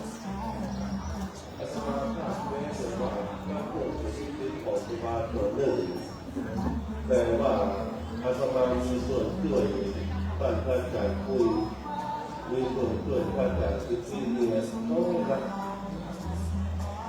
ผมคุ้มค่ากับการที่เป็นลูกศิษย์ผู้ซื่อเลยแต่ยังมานึกถึงได้ปัจจุบันเรามี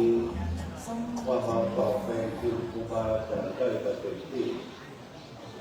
เมื่อคราวที่หลวงปู่พระครูธรรมศิยาภรณ์วันนั้นก็เหมือนกันการจะพระราชทานเป็นของเจ้าหน้าที่ก่อเพิ่มประชาชนที่กรุงเทพเรามาได้ช่วยการช่วยงานเพิ่ม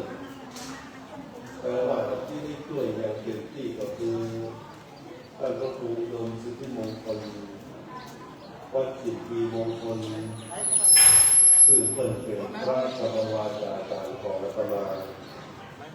วัดการเงินที่เป็นพระพุทธาอาตมาเพ็กที่อุโบสถหลังนี้ทางฝ่ามือของอาตมาข้าเดียวเพ็กอยู่ที่นี่สำเร็จความเป็นพระพิฆเนศอยู่ที่นี่ก็ถือว่ามีส่วนเกี่ยวข้องและผูกพันกันในการธรรมะเป็นญาติธรรมกันแม้ไม่ได้เป็นญาติพี่น้องต่างสายโลหิตพระเจ้าพระสังฆเจ้าเป็นพระนาที่เปิดยึดเอาแนวปฏิบัติขององค์สมเด็จพระสัมมาสัมพุทธเจ้าเป็นข้อประพฤติปฏิบัติเช่นเดียวกันก็ออกศรัทธาญาติโยมหลวงปู่ว่ามันเจ้าบุญปั่นนี้เนี่ยคนตลาดพากันมาเคารพกราบไหว้เปิดมาเคารพกราบไหว้ด้วยความบริสุทธิ์ใจมาเคารพกราบไหว้ด้วยความเลื่อมใสศรัทธาเปิดแล้วก็ในส่วนอาตมานี่เวลามาขออย่างจากเปิดอาตมาเคยขอครั้งหนึ่ง เคยมาขอเงียนคาถาเงียนการเขียนยันเขียนเขียนการเปิดเพิ่นบอกว่ามหามันต้องเงียนนะอันนี้ก็เอาไว้เพื่อตัวอื่นเงียนเนี่ยตัวเก่าเงียนมาตามพระปฏิธรรมนี้ก็ยึดเอาตรงนี้เป็นหลักทีนี้ตอนหลังมาอาตมาจะแปลงวิหารวัดห้วยแห้งที่อำเภอตู่หัวจ้างจังหวัดลำพูนมาขอว่าเรามีเงินคือมามีเงินรับในการที่จะดำเนินการก่อสร้างมาขอเมตตาที่ลุงเป็นรักเป็นก็เป็นการให้การหนึ่งแต่ห้องก็ได้ก็แล้วแต่เพิ่นก็เอาไปเจตู้บริจาคเพื่อสมาว่าสตางค์อยู่ในตู้ถ้าได้ก็ได้ก็รับเอาคนเดียวก็ถ้าสมาก็เลยบอกกล้าเอาเพราะว่าเพื่อนมีจิตใจอันสูงส่งเรามีความและมีทีเหนียวในทรัพย์สมบัติอะไรอย่างต่างๆที่อยู่ล้อมรอบตัวเปิดและมีอย่างหนึ่งที่เพื่อนเลือกมาก็คือหมอกพระธาตุเงินเสด็จพระบรมสารีริกธาตุหมอกมือหนึ่งของอาตมาขอเปิดกว่าตอนนี้เนี่ยที่หารว่าง่ายๆนั้นดำเนินการเพื่อหน้าปฏิสังขรณ์ไปเรียบร้อยแล้วพระเจ้าตนหลวงในวิหารก่อลงสีใหม่จะขอเมตตาตุลุนขอพระธาตุไปบรรจุไว้ในพระเกียรติโมลีของพระพุทธรูปหลวงปู่ครูบาบอกว่าตอนนี้เนี่ยกำลังจะเข้าภาษาเราต้องเอาไปเถอะเพื่อมาหาไปซ่อของออกมาอันหนึ่งแล้วกับเพิ่นกับเปิดคือดูพระธาตุไปว่าเพื่อตั้งใจศรัทธาที่ฐานเราเรื่องถ้าออกภาษามาแล้วขอที่พระธาตุเสด็จมาอยู่ในพระองค์นี้มาเท่าไรแต่จะเหมาะพื้นฐานอาตมาด้วยความว่าเป็นคนหัวสมัยใหม่มาไปเชื่อเรื่องอย่างนั้นบางคิดว่าพระธาตุจะเสด็จมาแต่พอออกภาษามาแล้วมาอาราธนาเอาพระธาตุไปเพิ่นก่อเปิดกุญแจและอัญเชิญเอาพระองค์พระธาตุออกมาปรากฏว่าเม็ดพระบรมสารีริกธาตุเล็กน้อยขนาดประมาณ9 เม็ดข้าวสารอยู่ในพระองค์นั้นเกือบจะเป็นเลยอาตมาถามว่าคุณลุงเอาเรื่องไหนมาก็อาราธนาเปิดและเปิดเสด็จมาอันนี้เราอยู่ที่เราบ้านครับครูบาอาจารย์ของเรานั้นเป็นคนบุญและบรรลุภูมิธรรมชั้นสูงที่สำคัญที่สุดก็คือว่าเกียรติคุณของครูบาอาจารย์จะกระจรกระจายไปได้อย่างงดงามก็เพราะว่ามีลูกศิษย์ลูกหาคนดีครูบาหม่อมเจ้านั้นเคยมีบรรดาพระเจ้าพระสงฆ์มาอยู่โดยร้ายตลอดโลกแต่ก็บางท่านก็ย้ายวัดไปบางท่านก็ลาสิกขาไปตอนหลังมาได้พระจากคุยจากเมืองปายอำเภอปายเมืองปายนี้ออกตามตำนานที่บอกเมืองปายจานฟูคือเป็นเมืองที่อยู่ในภูเขามีความรื่นรมด้วยธรรมชาติผู้คนประพฤติแต่งานพระจากคุยได้มาเป็นลูกศิษย์ของครูบาตั้งแต่เกิดสมณเณรจนเป๊กเป็นพุทธเจ้าและได้ถวายการอุปถัมภ์บำรุงดูแลเอาใจใส่ขัดขันของครูบามาโดยตลอดพอเพิ่นมรณภาพแล้วประธานบุญสลายต่ออาราธนาให้ดำรงตำแหน่งเป็นเจ้าที่การสมภารครองอารามนี้สืบต่อมาก็ได้สร้างหลายอย่างหลายประการเพื่อให้บรรดาโลกทั้งหลายได้รับทราบว่าครูบาหม่อมเจ้าบุญปัญธรรมปัญโยมีคุณธรรมจริยธรรมสูงส่งเพียงใดอาตมาเคยสร้างวัตถุมงคลของหลวงปู่ขึ้นมาเป็นรุ่นแรกจากนั้นต่อท่านพระอาจารย์พุทธก็สร้างขึ้นมาในนามของพระกลิ่นก็เป็นรุ่นแรกที่สำคัญคือหลวงปู่ครูบามีเตียงอยู่อย่างหนึ่งชื่อว่าเตียงเศรษฐีล้มลุก เตียงเศรษฐีล้มลุกนี่ไถนี่มาก้าบัดตื้นมาปุจจาไปตามนี่ปรากฏว่าประสบผลสำเร็จทุกรายแต่อย่างเดียวเราเทียบตำราภาคไปเทียบกันสิ่งเหล่านี้จะบอกนี้ไผ่รู้เลยถ้าหากว่ามันมีคนประกาศแต่ถ้าจะพูดเปิดประกาศคือคนตลาดได้รับทราบหลังจากพระราชทานเพลิงศพแล้วได้สร้างอนุสาวรีย์ไว้ที่บริเวณหน้าศาลาหน้าวิหารนี้ตอนหลังมาก็สร้างรูปเสือหลวงปู่ในท่ายืนสปายปากจับไม่ต้องคนตลาดกายไปกายมาก็ได้หันรูปเคารพของเปิ้ลประดิษฐานอยู่หน้าที่นี่คนก็รู้จักวัดบางปูรู้จักบาบุญปันจนกระทั่งวัดมงคลที่ท่านพระอาจารย์คุยสร้างขึ้นมานั้น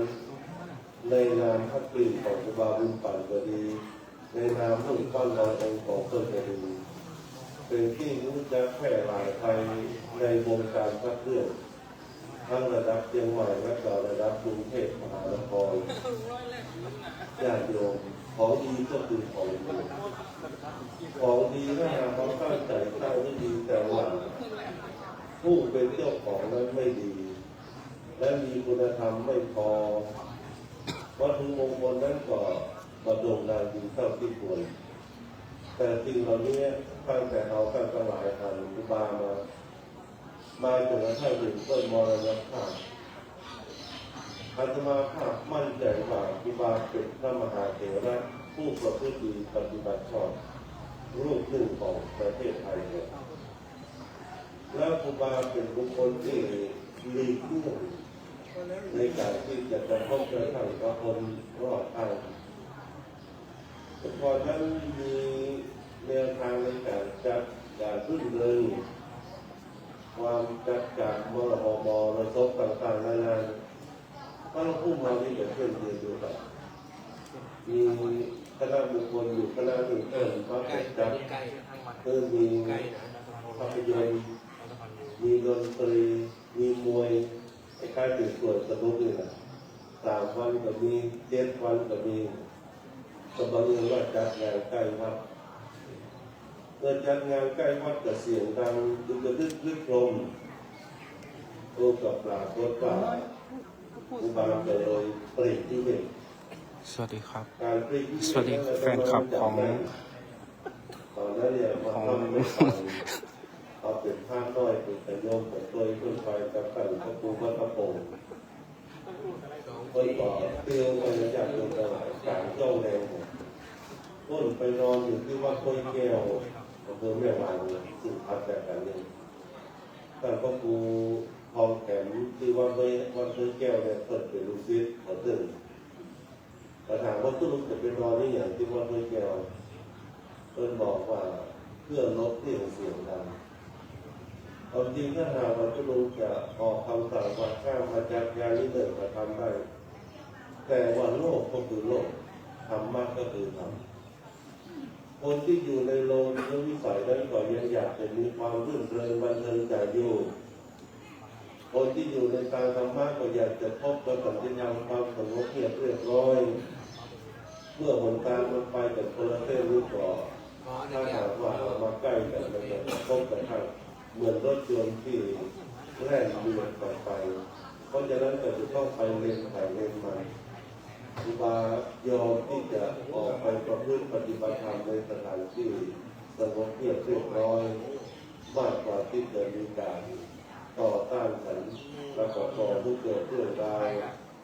ทะเลาะวิวาทกันต่างๆนานาว่าต่อปฏิบัติอย่างนั้นสิ่งที่ออกมาจากเปิดคือเมตตาบารมีธรรมอันสูงส่ง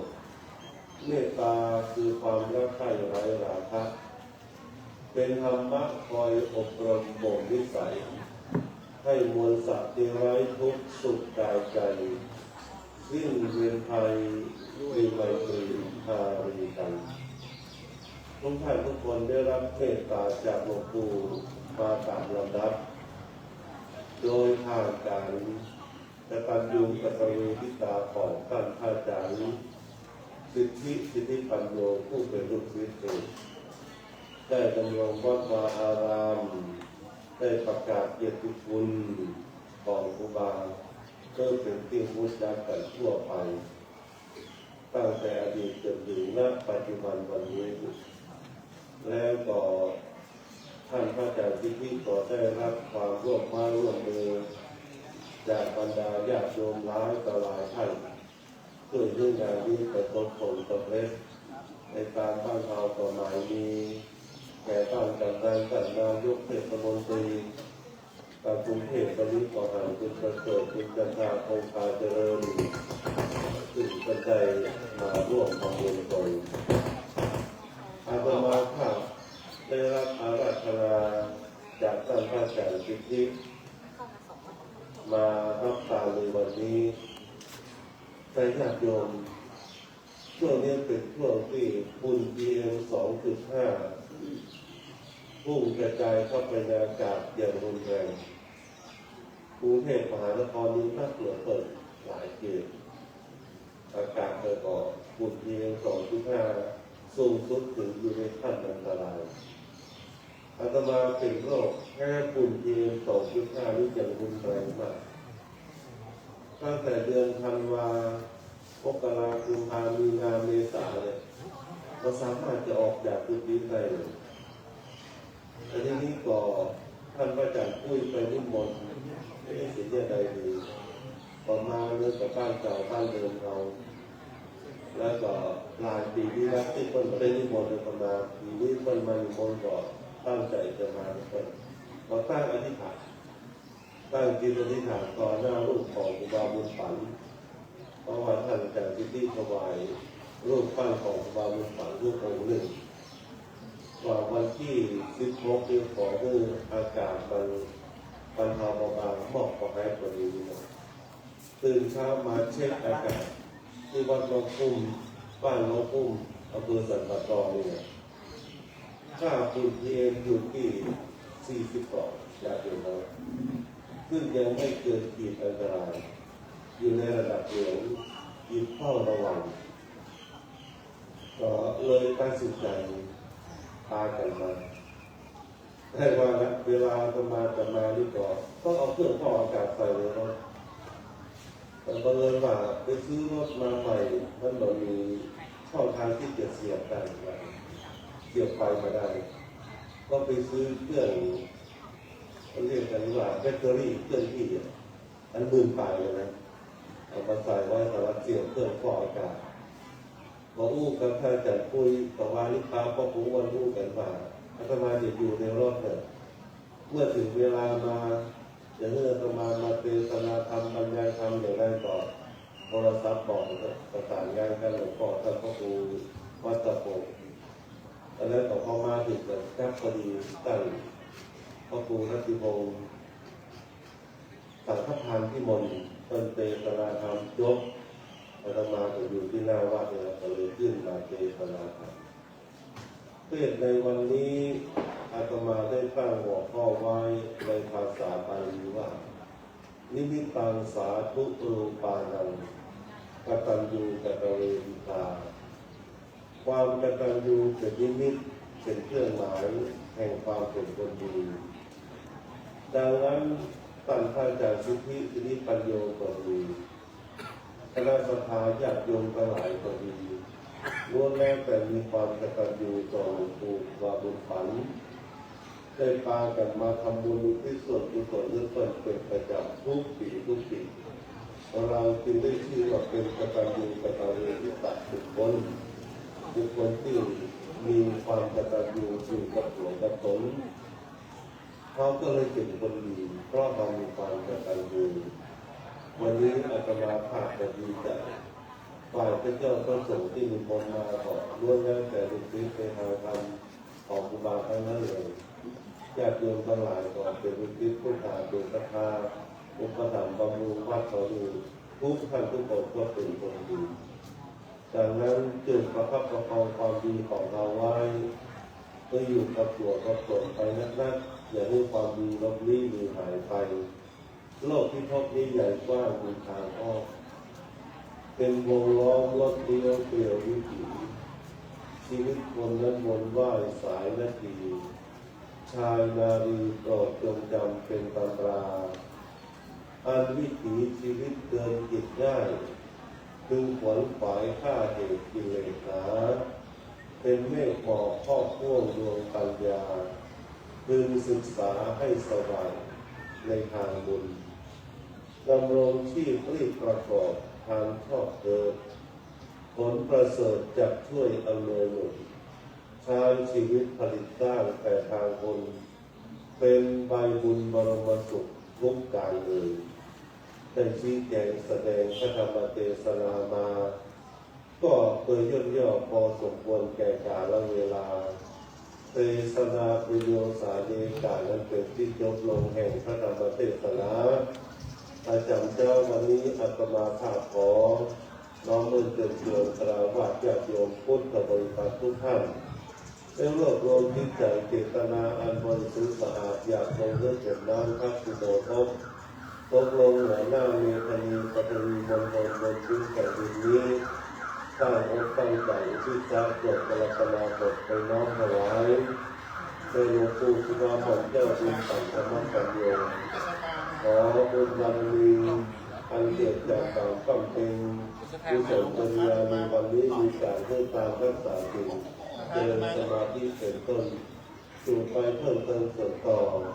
ยังบุญญาบารมีธรรมของพระเหมือนเจ้าเมื่อได้อยู่ในฐานะของพระอริยบุคคลนั้นเป็นที่เคารพนับถือของคนและเทวดาทั้งหลายสืบไปชั่วที่รัชกาลในยาวนานและขอตั้งปริยานจิตอธิษฐานอ้างเอาอย่างบุญบารมีรัศมีกำลังฤทธิ์แห่งพระรัตนตรัยคือคุณแห่งพระพุทธเจ้าคุณแห่งพระธรรมคุณแห่งพระสงฆ์บารมีแห่งองค์พระบรมธาตุเจ้าโดยสิทธิพระบรมธาตุเจ้าตรีจงกองเมตตาบารมีธรรมของครูบาสาวกทั้งหลายทั้งปวงอันมีหลวงปู่พระครูสุริพุทธิกรเป็นต้นเป็นประธานจูร่วมกันเป็นพระบาเตจะเป็นพระวะปัจจัยเป็นอุปนิสัยตามทรงโดนบรรดาลอภิบาลรักษาให้ญาติโยมพุทธบริษัททั้งหลายอันหมายมีท่านเจ้าที่การสิทธิสิทธิปัญโยเป็นต้นอาราวาญาติโยมทุกท่านทุกคนจะได้อยู่ดีมีสุขอายุมั่นขวัญยืนเจริญก้าวหน้าในหน้าที่การงานที่ยิ่งขึ้นไปตลอดจงทุกทิพาราเตกานพระประธานแสดงพระธรรมเทศนามาในกตัญญูกตเวทิตะธรรมกถาโดยย่นย่อพอสมควรแก่กาลเวลาขอสมมติยุติลงคงว่าแต่เพียงเท่านี้เอวังก็มีโดยประการฉะนี้สาธุสาธุสาธุพระเดชพระคุณหลวงพ่อท่านอาจารย์ด็อกเตอร์ได้แสดงธรรมได้ทำอัดได้ทำรถเป็นที่ชื่นชมแก่ศรัทธาข้าเจ้าเป็นที่เรียบร้อยขอเรียนเชิญพอเลี้ยงประเสริฐไม่เลี้ยงจันทาคงคาเจริญรัตนมหาอุบาสกรัตนมหาบาสิกาผู้อุปถัมภ์วัดรอคุ้มตลอดไปเข้าประเคนจะตูปัจจัยทายธรรมกันนี้แด่พระเดชพระคุณหลวงพ่อท่านอาจารย์ดอกเตอร์ณ บัดนี้พวกเราประนมมือสาธุสาธุสาธุกลับมานั่งที่เดิมนะครับมีน้ำตรวจน้ำให้หลวงปู่ พาสปอร์ตเลยเนาะ ก็มันบอลไปเลยทวนแล้วมันจะได้สูตรหน่อยเนาะนั่นติดมันบอลไปเลยยะถาวาริวาหาปูราปาริปุเรติสาการังเอวเมวะอิโตตินังเปตานังอุปกปติอิจิตาปฏิตังตุมหังคิปะเมวะสมิจฉตุสัพเพปุเรนตุสังกปาจันโทปนารโสยะถา มะลิโยติระโสยะถาอะจิวาตระสีสริจังพุทธาปัจจายโนจัตตาโลธรรมาวัฏันติอายุวันโนสุขังภะลัง สาธุสาธุสาธุ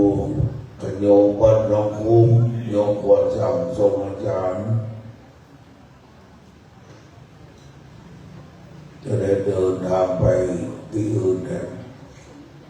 เพราะว่าปากันทักษิณานุปทานวัดประเดืออำเภอสระพี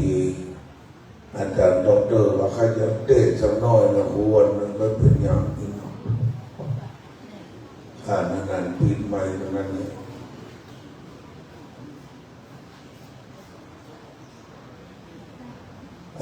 มาไหว้หลวงปู่เสร็จไปไหว้พระเดชพระคุณหลวงพ่อท่านพระครูสิริบุติกรไปเรียนธรรม5 ประโยคมากันอดีตรองเจ้าคณะอำเภอปัจจุบันเป็นที่ปรึกษาหลวงพ่อได้83 ถึง 14แล้วแล้วก็พอคือแก่พระเลี้ยงประเสริฐพระเลี้ยงจันทราต่อไปไว้สาพระเจ้าประสงค์ทุกรูปทั้งนั้นได้สวดพระพุทธมนต์คือมาติกาปังสกุลถวายพรพระจบแล้วพวกคุณจะได้เบญทานต่อไปนิมนต์หลวงพ่อวัดโพงัวนำนะครับได้การไปหลวงพ่อได้สวดมาติกาถวายพรพระแก่หลวงปู่พวกเราพนมมือเงียบนะครับก็ผมขออนุญาตพระเดชพระคุณพ่อปู่สิริวุฒิกรที่ปรึกษาเจ้าคณะอำเภอสันปะตองพระมหาเถรานุเถระอุโรได้นำสวดพุทธมนต์และถวายพรพระเป็นลำดับต่อไปนะครับนะโมตัสสะภะคะวะโตอะระหะโตสัมมาสัมพุทธัสสะนะโมตัสสะภะคะวะโตอะระห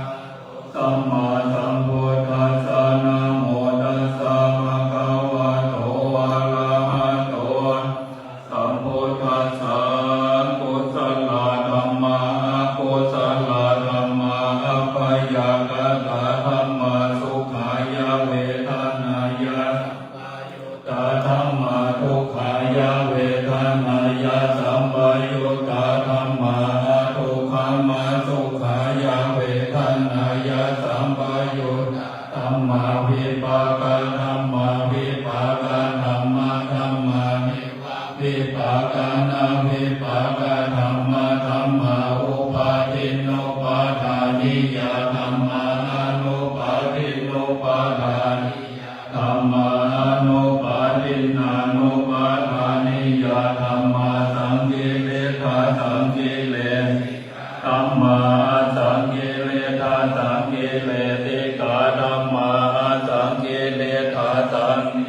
ติกาธัมมาจาวิตากาจาวิจารธัมมาวิ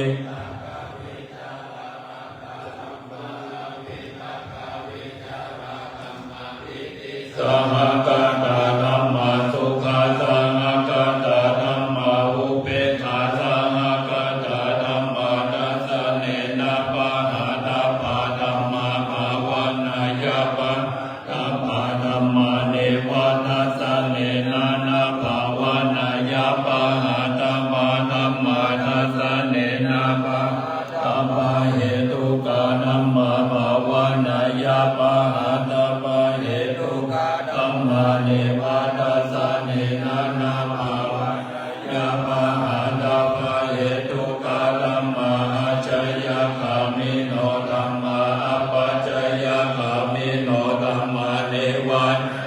คามิโนนาปัจจยคามิโนธัมมาเสขาธัมมาเสขาธัมมาเนวันนาเสขาธัมมาปริตาธัมมามหากตาธัมมาอัปปมานาธัมมาปริตารัม อาหากาตานาธรรมาอัปปมานารัมมานาธรรมาอินาธรรมามัชฌิมาธรรมาปณิตาธรรมามิจฉายะตาธรรมาสัมมาทานิยะตาธรรมาอนิยะตาธรรมามะการามัน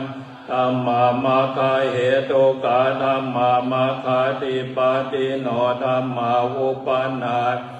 อนุปติตานัง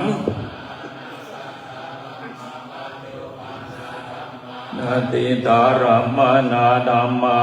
นาคาตารมนาธัมมาปัจจุบันนานาธัม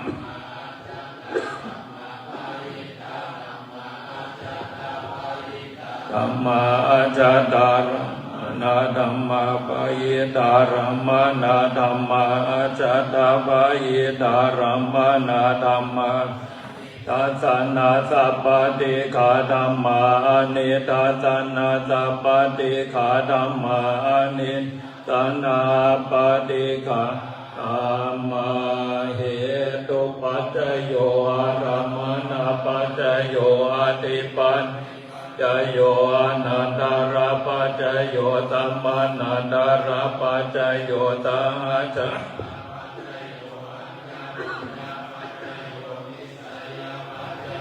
อุปนิตายาปัจจโยปุเรชาดาปัจจโยปัจฉาชาดาปัจจโยอาเส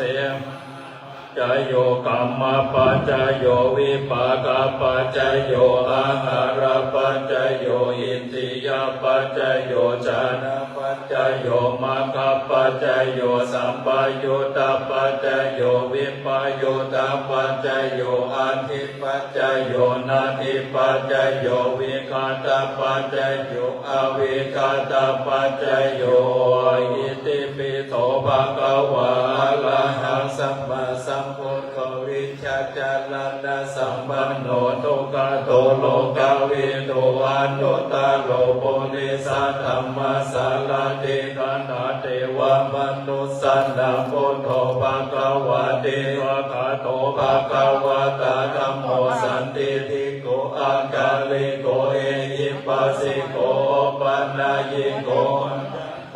ทิตาโพวิโยหิติสุปฏิปันโนภะคะวะโตสาวกสังโฆวิจุปันติปันโนภะคะวะโตสาวกสังโฆยายาปฏิปันโนภะคะวะโตสาวกสังโฆธัมมิติปฏิปันโนภะคะวะโตสาวกสังโฆยะติทังจัตตาลิปุริสายุคานิอัตถปุริสาปุคคลานิตัมภะคะวะโตสาวกสังโฆอาวุนายโยปาวุนายโยทักขินายโยอัญญาลิกาลานิโยอนุตตลังปุญญกิตังโลกัสสา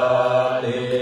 กาลานิยามาตะโกสะเลนะยันตังสันตปัตตังอภิสัมเมจัสสะโกโวโชจัสโสโวโชจัตโตวะโชจัสสะโมโตอนาติมันติสันโตสัพโพจัสสุปาโลจะอาปะกิจโยจะสัลลาโวกาโวติสันติตาริโยจะนิภาโกจะอาปะกะโปโกเลโสอานานุกิโตนาจาโกตังสัมมาจเลกินเจเยนาวิโยปะเลโวภาวะตายโยโตเกโนวะเกมิโนโหนโตสัพพิสัตตาภวันโตโสขิตตาเอเกจิปานาโพดาติตาสาวะทาวะลาวะอันนาวะเสสติขาวะเยมหันตาวะมัจจิมาลาสกาอนุกาตุลาติตาวะเยจา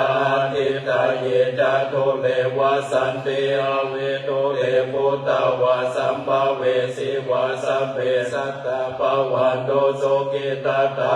ปะโลปะลังนิโกเพตานาติมันเยตากาตาจิตังกิจจิปายาโลสันดาปฏิฆาสัญญาณัญญปัญญาสาธุขามิสายามัตตายาธานิยังพุทธังอายุสายขพุทธมัง ลังเกเอวะปิสัพพะโพเตสุมาณาสัพพะวะเยอาปาริมาณาเมตัญจาสัพพะโลกัสสมิมานาสัพพะวะเยอาปาริมาณาโมทังอโนจันติลิยัญจาสัมมาธัมมาเวลังอาสัพพะตังติทัจจานามิสิโนวาสยานุวายาวะตัสสวิคันตามิโต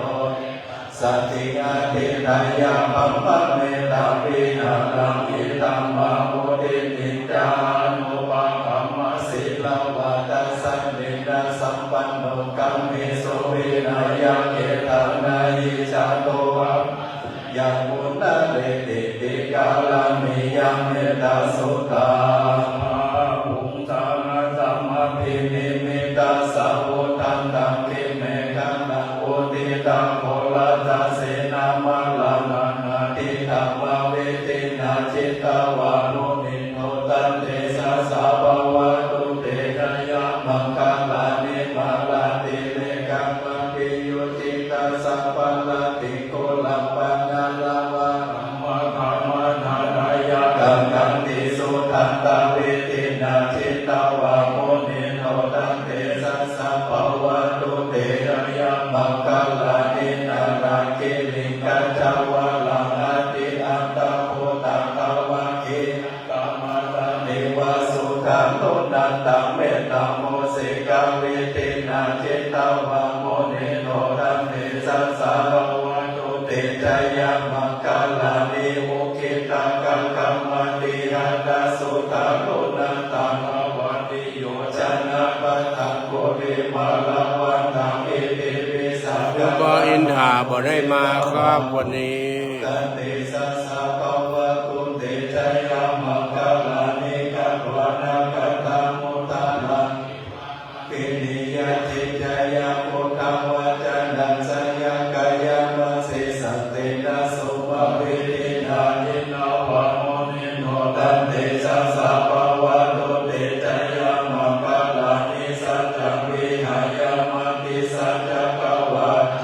ตุวะทาภิโลภิตามานานาติอันตะโพตังปัญญาปฏิปัจจานิโตจิตตวะโมนิโนตันติสัสสะภะวะตุเตชะยะมังคลานินันโทอนันทะโพจักขังมหิติปุตเตนะเดลาโพจักเขนะธัมมาปยันโตอิโตปะเตสาวิตินาโมนิโนตันเตสัสสะภะวะตุเตชะยะมังคลานิทุกขาทิติปุจจเกนะทุกขาอัตถังธัมมาวิสุทธิโชติมิปิภะกะปิตานังญาณกะเตนะวิตินาทิตวานุติโนตันเตสัสสะภะวะตุเตชะยะมังคลานิเยตาภิพุทธะชะยะมังคลานะภะคะโยปัญญโนตินาทิเนสาลเตวันตันติตวะนิกาวิวิทันนิจุปัฏฐวะทัสสุขังอติกัมมยันตโนสัพพัญโยมัมมะกาโวนิโกนะโตอิทายะสัพพะปานินาโพเรปะปะละมิสัพพะปะโตสัมโมทิมุตตะมานิเตจาวะเจนะโหตุเตชะยะมังคลาชะยะโตโพธิยะโมเนสัพพะยังนันตันโนเอวังธัมมิชโยอิชยะสุชยะมังคเลอภะ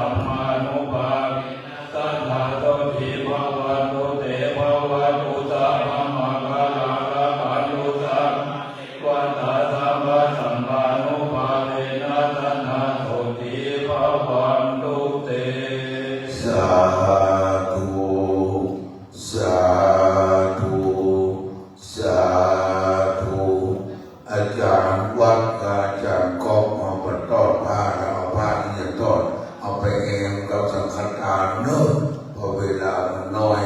อาจากวัดหลวงน้ำชุมพลสถาปนมมือกินตามหลวงปู่และถวายเป็นพระราชกุศลด้วยเงียบเนิ่งอาหังวันตามิสัพพะวัตถุทานังสัพพะโตสังฆมันธรรมเมพันเตจารุโอกาจาข้าแต่สัพพะโยมเกืองควรตามทั้งหลายหลากพร้อมทุกภาคนาบัดนี้สัมมานาสัทธาภาพันลักสิทธิปัญโยเจ้าคณะตำบลบางเลนเขตสองเจ้าอารามมาที่ปฏิบัติร้องคุมศิษย์กันตัญโยพระภิกขุสามเณรจุตนจุองค์งนเน่งของไปนอกปัทมะมหามูลสัทธาข้าเจ้าทั้งหลายอันมีพ่อเลี้ยงประเสริฐแม่เลี้ยงจันดาคงคาเจริญรัตนะมหาอุบาสกรัตนะมหาอุปาสิกาผู้อุปถัมภ์วัดร้องคุ้มตลอดกาลท่านนายกรัตนาพรกัญญาราชนายกเทศมนตรีตำบลบ้านเมปนหลวงเอกลักษณ์ใจคำผู้ใหญ่บ้านบ้านร้องคุ้มอาจารย์วัดเกวัดเล็กวัดลาวัดไวยาวัดเจ้ากรวัดเลสดาวัดร้องคุ้มทุกหลังคาเรือนเลสดาข้าเจ้าทั้งหลายได้ตกแต่งเปรตปรองน้อมนำมายังตุปาปุปาราชาดวงดอกเขาดอกดอกไม้และลำเทียนน้ำสุกันโนทักกะอัมบิโลตักกะเพื่อว่าจะมาขอสุมายังสภาวัตถุธนาเจ้าทั้งหลายหือกายเป็นนาทีวิปัสโกอโหสิกรรมอย่าได้เป็นนิบรณธรรมกรรมอันเก่งกล้าอันหามทับหนทางจักสู้สวรรค์จันทร์ฟ้าและมหาเนรพานนั้นจุงจะมีกาญะตอนเลวจีตอนเลมโนตอนเลสันติจาอาสันติจาพมาตโตสัมปัจจุปันนโตสัมสัพพังโตสังฆมันโตโนไวสาเทวดาเจ้าหักษาวัดร้องคุ้มเวียงเมกุตนกุองค์ได้มาปัตตาอนุโมทนาเนื่องในวันกตัญญูครบรอบ24 ปีแห่งการมรณภาพของพระเดชพระคุณหลวงปู่ครูบาหม่อนเจ้าบุญปันปัญญาธรรมปัญโยอดีตเจ้าอาวาสได้อังการรัตนาพระสังฆเจ้ามาแสดงธรรมและส่วนมัธิกาถวายพรพระเป็นที่เรียบร้อยแล้วจะได้ลงเวรเกณฑ์ทานถึงแก่ปฏิทานไรรัตนะบานแววพระเกวเจ้าทั้ง3 ประการมีธรรมะเมตตาอ่อยนาปฏิฆารับเอายังวัตถุไตรยทานสังฆทานจตุปัจจัยไตรยทานปีกังหารสหปฏิวานทั้งหลายทั้งมวลของน้อมเก้าถวายเป็นพระราชกุศลแด่สมเด็จพระนางเจ้าสิริกิติ์พระบรมราชินีนาถพระบรมราชชนนีพันปีหลวงได้เสด็จสู่สวรรคาลัยบุญกินบุญทานถึงแก่พระเดชพระคุณหลวงปู่ครูบาหม่อนเจ้าบุญปันธรรมปัญโยดังกล่าวบุญกินบุญทานมาอภิบาลปกห่มพระปรัตสิทธิอิทธิปัญโย เจ้าคณะตำบลบ้านเมเขตสองเจ้าอาวาสวัดหลองคุ้มสิทธิ์กตัญญูเป๊ะผีไปบนเป๊ะคนไปลุ่มปากใส่ขับคุณน้อมหน้าปากใส่ขาขยอมมือว่าเก่าแก่พระภิกขุสามเณรในศรัทธาเขาเจ้าเหล่านั้นสิโลลาภขาไวเป็นที่หักใครแก่คนและเทวดาพระอินทร์หันก็ชื่นชมพระพรหมหันก็เมตตาเทวดาหันก็คุ้มครองนั้นจึงจะมีนิจจังวัฏนิพพานังสุขังวัฏนิพพานังสารังวัฏนิพพานะปัจจโยโหตุโนนิจจังเชิญทุกท่านประนมมือตั้งจิตให้ใสตั้งใจให้ดีบารมีจะบังเกิดบุญกุศลที่เราทำจะถึงหลวงปู่ว่านะโมพร้อมกันกล่าวคำถวายพร้อมกันว่าเมืองอนเนอะมันต้องว่าตามคือว่าพร้อมๆกันไปเลยนะโมตัสสะภะคะวะโตอะระหะโตสัมมาสัมพุทธัสสะนะโมตัสสะภะคะวะโตอะระหะโตสัมมาสัมพุทธัสสะนะโมตัสสะภะคะวะโตอะระหะโตสัมมาสัมพุทธัสสะว่าพร้อมๆกันอิมานิมะยังพันเตภัตตานิสัพพะลิวารานิภิกขุสังคัสสะโอโนจัญญามะสาธุโนพันเตภิกขุสังโฆอิมานิภัตตานิสัพพะลิวารานิปฏิกัณหาโตอัมหากังติขะระตังหิตาญะสุขาญะข้าแต่พระสงฆ์ผู้เจริญข้าพระเจ้าทั้งหลายขอน้อมถวายซึ่งภัตตาหารพร้อมทั้งปริวารทั้งหลายเหล่านี้แก่พระสงฆ์ขอพระสงฆ์จงรับซึ่งภัตตาหารพร้อมทั้งปริวารทั้งหลายเหล่านี้ของข้าพระเจ้าทั้งหลายเพื่อประโยชน์เพื่อความสุขเพื่อความเจริญรุ่งเรืองแก่ข้าพเจ้าทั้งหลายแก่ญาติทั้งหลายแก่ปิญาชนทั้งหลายมีมารดาบิดาเป็นต้นด้วยบุญกุศลนั้นถวายเป็นพระราชกุศลแด่สมเด็จพระนางเจ้าสิริกิติ์พระบรมราชินีนาถพระบรมราชชนนีพันปีหลวงเสด็จสู่สวรรคาลัยบุญกุศลนั้นไปฮอดไปถึง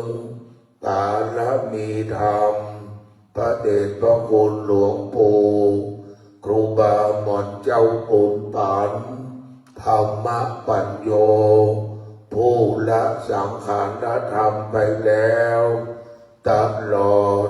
กาลนานเถิดสาธุ ใบชาอาจารย์ปุย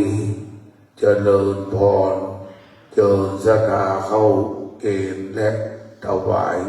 ผ้าตุ้มผ้าห่มอันเป็นผ้าปังสกุลเนอะนิมนต์อาจารย์ปุยสถาฟังเนอะ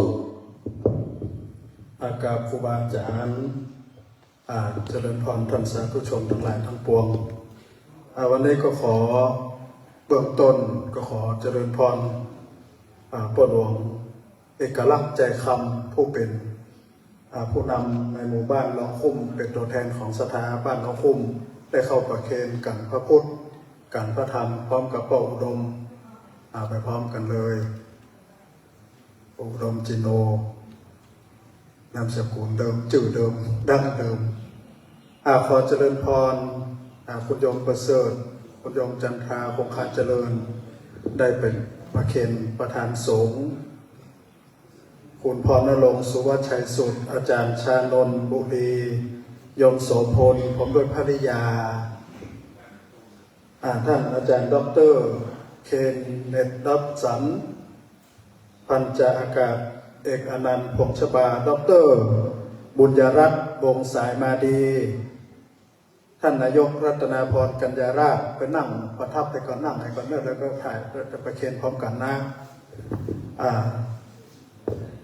พ่อเจริญแม่ครูธัญพรแสงนุ่มแม่ครูจันหอมกันทกุงแม่เอ้ยเนียมแม่บุญยังเดชฤาษีพ่อจำลองแม่จันฉายวิชัยรัตน์คุณทองศรีฮุบคุณแม่วานิดาทองแพรคุณธีระบุญวิเศษแม่ไพจิตนางสาวจารุวรรณเชียงใหม่นายธนนัทนางพดีนัทมณีศรีวิชัยแม่ครูมัยุรีคำแปงอาจารย์นนุชชนะวงศานายสุภศักดิ์ชนะวงศาคุณแม่ไข่แก้วสุวรรณฤทธิ์แม่สีพันธ์กันทวงศ์ป้อดวงเนตรแม่บุญทองล่าป้อมอาจารย์อังคารอาจารย์ทองปูนสมคเนอาจารย์วสันต์คุณหมอเรนูกาวิละแม่จันหอมกาวิละคุณมัทนีสิริพานุพงศ์คุณปุ้มท่านนายกรัตนาพรกัญญาราชนายกเทศมนตรีตำบลบ้านแม่พร้อมคณะทุกท่านด้วยแล้วก็คุณเจตทัศดานางยุภาแก้วราชแม่จันหอมกาวิละนายสราวุฒิ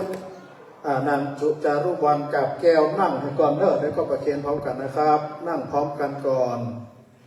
แม่บัวจันทร์มูลปัญญาอาจารย์พิกูลดุริกามุนนท์พ่อหลวงอินคำแม่หลวงฟองจันทร์อินทนนท์นายมานิตนางบัวคำปั่นจายนายพ่อสีแก้วเท้าอินแม่ทองศรีกันทเสนนายทิวาสุวรรณฤทธิ์แม่บุญจูสุวรรณฤทธิ์แม่สมบูรณ์วันศรีนางสาวสิริทิพย์อินทนนท์นายกิตภาพมหาวงศนันท์นายบรรณกรมณีวัน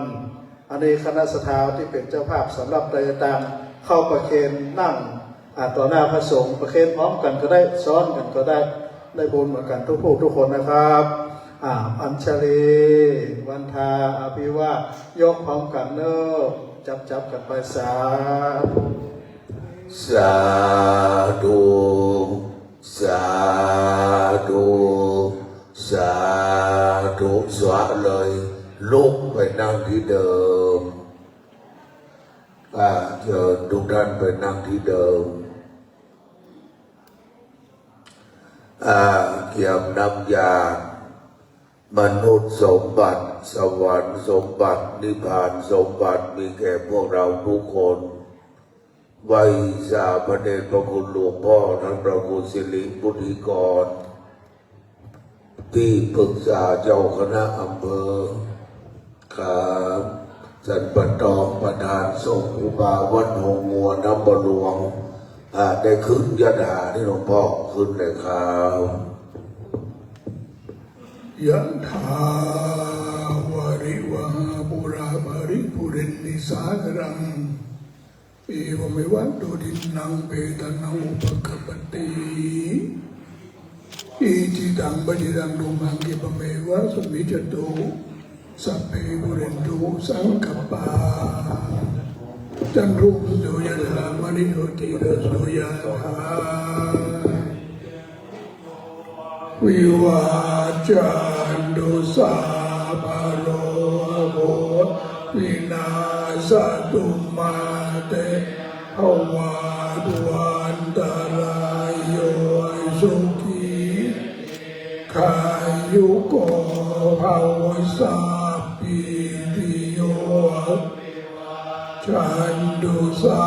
ภโรโหเวนัสตุมา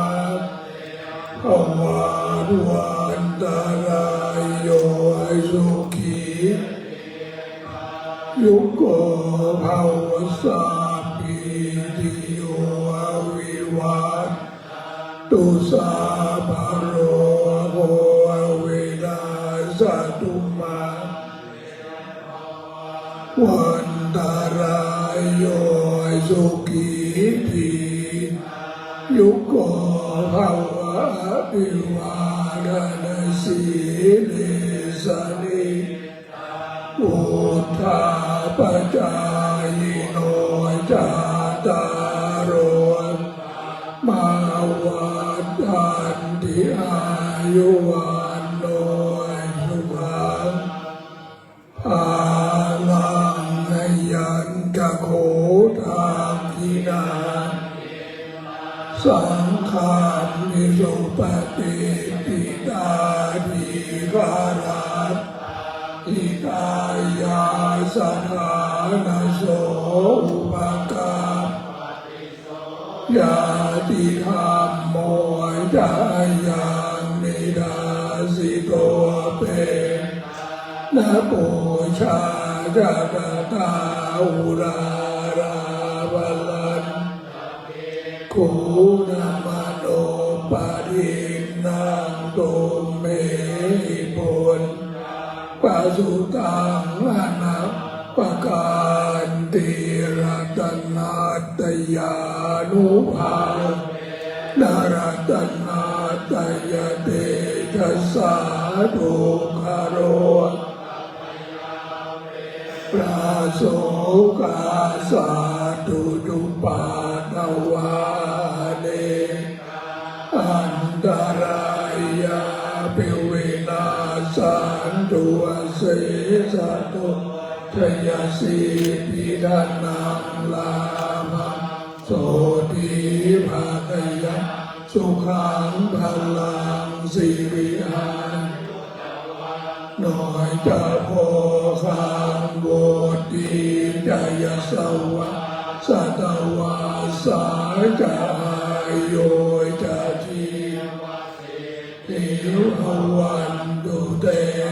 วันตุสาพมังรักขันตุสาปะเท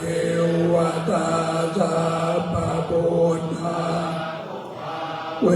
นัสตาโสติววันตุเตวันตุสาขลังรักขันตุสาปะเทวตาปะธรรมานุภาเวนัสตาเทววันตุเตวันตุสาขลังรักขันตุสาปะเทวตาปัสสังฆานุภาเว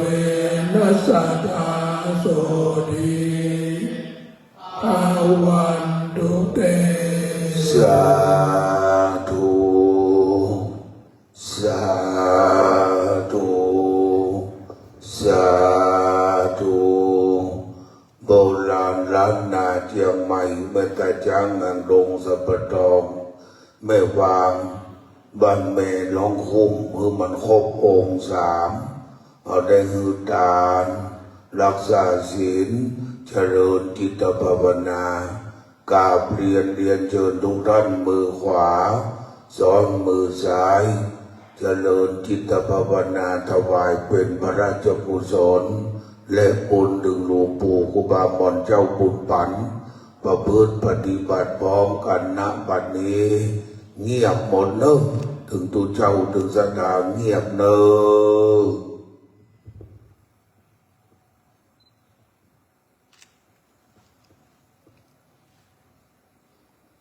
พอควรแก่เวลา ครูบาอาจารย์บอกว่าภาวนาน้อยนิดหมอกไก่ก้มกินน้ำจามกระดีงูแลบลิ้นก็ถึงครูบามอนนะเนอะหยาดน้ำพร้อมกันเนอะอิตังดานังกัมมังนิปานาปัจจโยโหน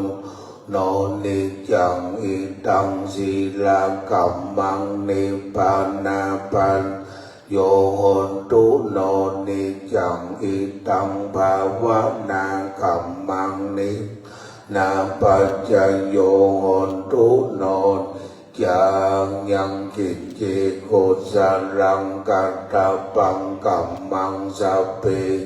กัตเตงิกัตตัมปุญญังโนอนุโมทันโตสุนันพนโตเยเทวาอัสสมิงทานิอัตถิติกาโยกาสัตตาหนโตสัพพสัตตานังโจอัตตานังปันลิงหะรันโตมาตาปิตาโจเก